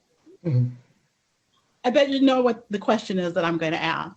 So my assumption listening to this is that the foundational reading will be assessed via the TPA. Is that correct? I think that what we're hearing in the bill, we have options to consider, and we need to really dig into our research on how to best address how to measure reading foundations. So if it would be measured via the TPA, I know that you have done some deep work on the TPA. What do you predict would be the implications of that? So again, I think, once the bill moves through its entire process and we see that it is in fact direction to us, we would need to sit down with experts and look at the current model and discuss how to best add reading foundations assessment and measurement. And as you heard Sasha present, that in fact, all of the approved TPAs would have to be considering this. So we would have to all revisit our current models and think deeply with our experts and add new literacy experts and reading foundations experts to our teams and make sure that through a performance assessment approach that we are taking steps that would really fulfill the requirements of the bill. So having sat on the Cal TPA design team, I just really want to caution us to be very careful about thinking about the cost of doing something like this, the amount of manpower it's going to take to do this. It does shift our original conception of what the TPA would measure. And I haven't given, I probably should think about this a little bit more deeply, but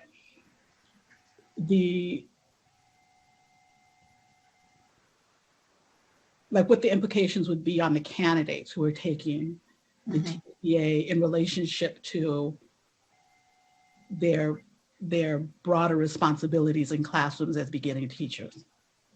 Exactly. All of those considerations would need to be taken under advisement. I think Mary was going to speak. Yes, if I may. I don't I don't think this changes the direction per se of TPA. That's not the way I'm understanding the sponsors of this bill. I think that what we've got in our performance assessments is something that we want, which is the ability to assess a teacher's ability to teach in immediate context with real students.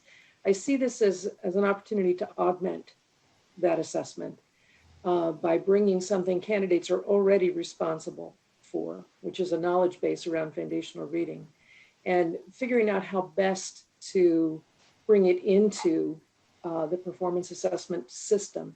And the word system is important there for me because it's, you know, this adds to what we're talking about doing, what we are doing, rather than taking away. And truly, up until last Monday, the direction this bill was going was different than this. It was going toward a recognition and the ability to review and design tools that would support every program in building some form of assessment into their coursework. So we've had a few days to adjust our thinking about this, and it's a complex question. It's a question that we welcome the opportunity to take on. We think and have thought for some time that we need to and we can significantly improve how we assess candidates around this very important work of teaching reading. So it's a big question, and how it comes together will definitely requires us to engage with our stakeholders and experts in the field and to look at our systems to see where and how, as Amy Rising has just said, we can best address this material. And we're thankful that the current version of the bill as amended provides time to do that. It would require us to have this in place by July of 2024. And that gives us the time to do the thinking work and then the development work to validate and get to the kind of assessment that is envisioned here by the sponsors of this bill and the legislature and the administration if this thing moves all the way through the system this year. So I hope that's helpful.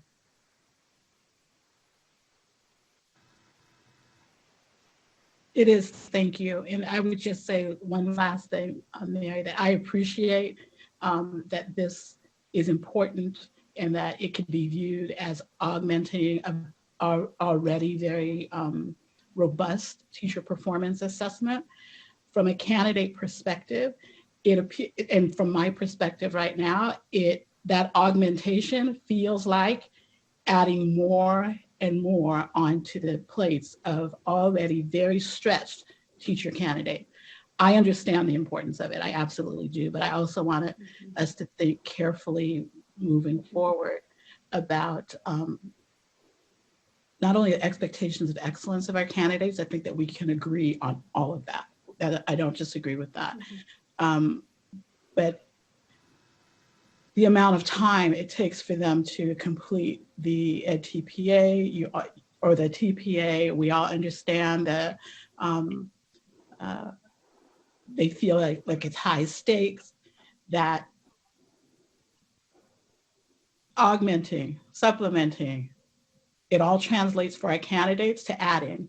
And for programs, we also have to shift to ensure that we are able to support this. And I don't know how deeply involved institutions of higher ed and teacher preparation programs were involved in this bill and informing it or any of the discussions around it. But I think that we would have something to say, and I hope that that voice is considered as we move forward. So I believe that there were higher education members of the coalition that has been conceptualizing and working on this bill.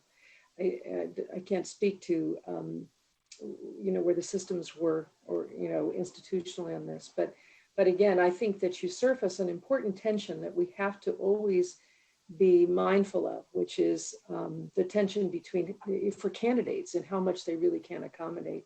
But on some level, I think it's important to also realize that RECA has been a burden on candidates, a requirement for candidates. And some of them have had perhaps great support from their programs, that it's built in and they're doing work that prepares them for it in their reading methods courses. We can't say for sure that that's been happening universally or well for candidates. And when we look at first-time pass rates and then the numbers of times that some candidates have to continue to take it, I think the commission has been interested in some time in finding a better way of doing this. But we cannot remove the absolutely compelling need that every single teacher, and especially the multiple and ed specialist credential teachers, they must know how to work with readers and teach reading and work deeply in that space. If kids can't read, they can't learn. And we all know this. I'm preaching to the choir here. This is where we've wanted to go. So we are mindful of the need to put this together in a way that both gets the job done and doesn't just crush the teachers who have to get this done. But it isn't necessarily new work for them. It's a shift of placement of the work, and it does bring preparation more fully into it by virtue of putting it in a performance assessment. You bring preparation maybe to a higher level of involvement of support and development of teachers. So we very much appreciate this. This is going to be an effort to over multiple years, and all of us are going to have the opportunity to comment on and shape how it comes together. But I think the goal is to make sure we do this well without crushing either the system or the candidates. Thank you, Executive Director Sandy and Commissioner Francois. While others are considering questions, I'm going to chime in. I think what you were just saying, Mary, is a very important thing. I think one of the problems that we have had for a very long time with Eureka is that there really hasn't been a direct responsibility on programs for candidates to pass the exam in the same way that we have with the TPA. Programs are responsible for ensuring they're prepared, they're responsible for remediating, they're responsible in those ways. So we need to have programs responsible in those ways with respect to foundational reading. The other thing that I know are conversations with coalition members and others around this work for a long time has been the importance of having it embedded in program work. And in addition, our move with all of our exams to ensuring that we have a variety of options that include coursework plus examination or a mix and match or other options means that this is moving in the direction that we have been moving all of our exams to. And that's all good news. I think that the line that I heard, think more deeply, is really important. And then who's doing the thinking? A lot of us together engaging in the thinking about this. We could really develop something exciting and important that both helps our programs grow and at the same time allows candidates to demonstrate their competence within the context of their preparation work that doesn't hopefully overburden them in a way that we're all concerned about. So I think the date is important. 2024 is important to give us the time to develop what we really want.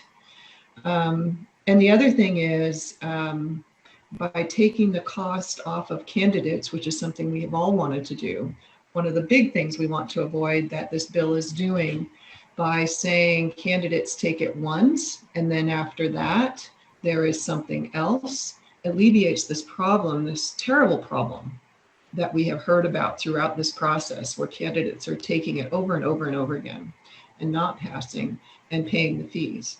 At the same time, there is a cost. So that cost is shifting to the CTC and it may be shifting to programs as well to support candidates in this work. So I did hear figures that Mr. Horowitz provided about potential costs to CTC. I know it's going to appropriations next week. And I think it's really important for us to understand not only the development costs, but if we're having a true embedded assessment, there's going to be ongoing support that CTC will need to provide for programs to continue to do this work well and ensure that it's being done with fidelity and support, as CTC currently does in their support around CalTPA.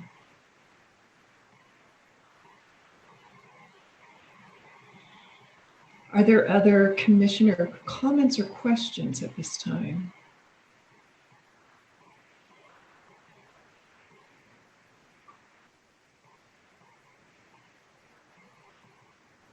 Okay. Seeing none, this is an information item and no action is needed. Thank you, Mr. Horowitz. Having no additional today, I adjourn the legislative committee. I'd like to reconvene the general session and move to item 3I.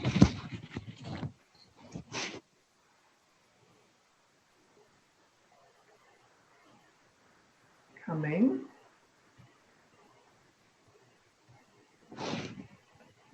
Sorry, my apologies. Oh, this is not moving.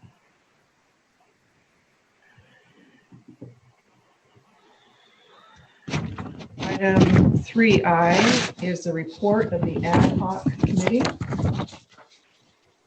The ad hoc committee recommends to the full commission the appointment of Andrew Murphy as the first public member alternate who will be asked to serve immediately in the current open term. The committee also recommends Paul Bott be appointed as the second public member alternate. The committee recommends Deshaun Woolridge be appointed as a school board alternate.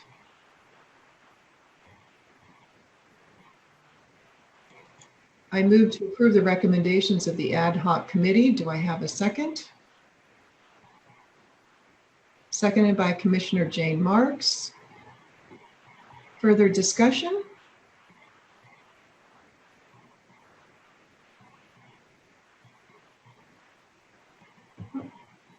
Seeing none, will the recording secretary call for the vote? Each member please respond aye, nay, or abstain.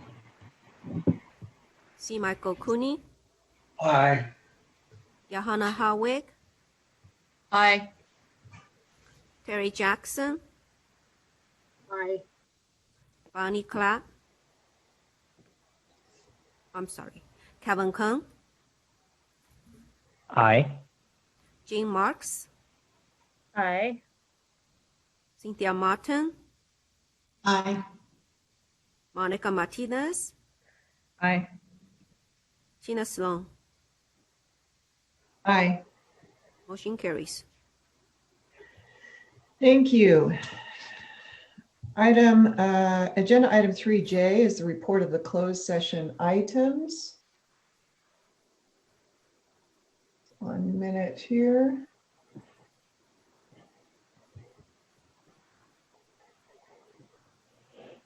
Staff briefed the commission on the cases of Jennifer Andrews versus Commission on Teacher Credentialing, the Superior Court and Appellate Court cases for Kathy Little, Simone Kovets, and Deborah Sather versus the Commission on Teacher Credentialing, Committee of Credentials of the Commission on Teacher Credentialing, Doe 1 through Doe 20, and Peter Hefner versus the Commission on Teacher Credentialing, and no reportable action was taken.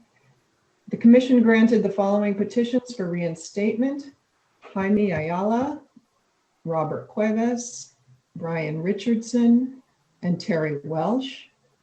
The commission denied the following petitions for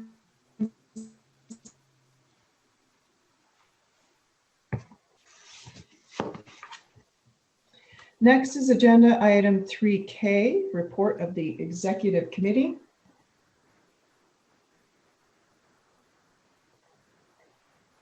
The executive committee appointed Corey Jones to serve as the educator preparation student liaison to the commission for 1 year beginning October 1, 2020. Item 3L is new business. The bi-monthly agenda is presented for information. Recording secretary, are there any audience presentations? No, there are not. Thank you. Okay.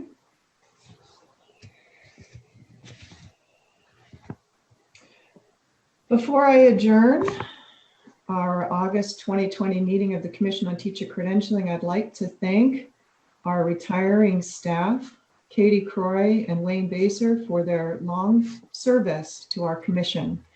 I think all of you join me in congratulating them on their retirement, wishing them well, and thanking them. So thank you.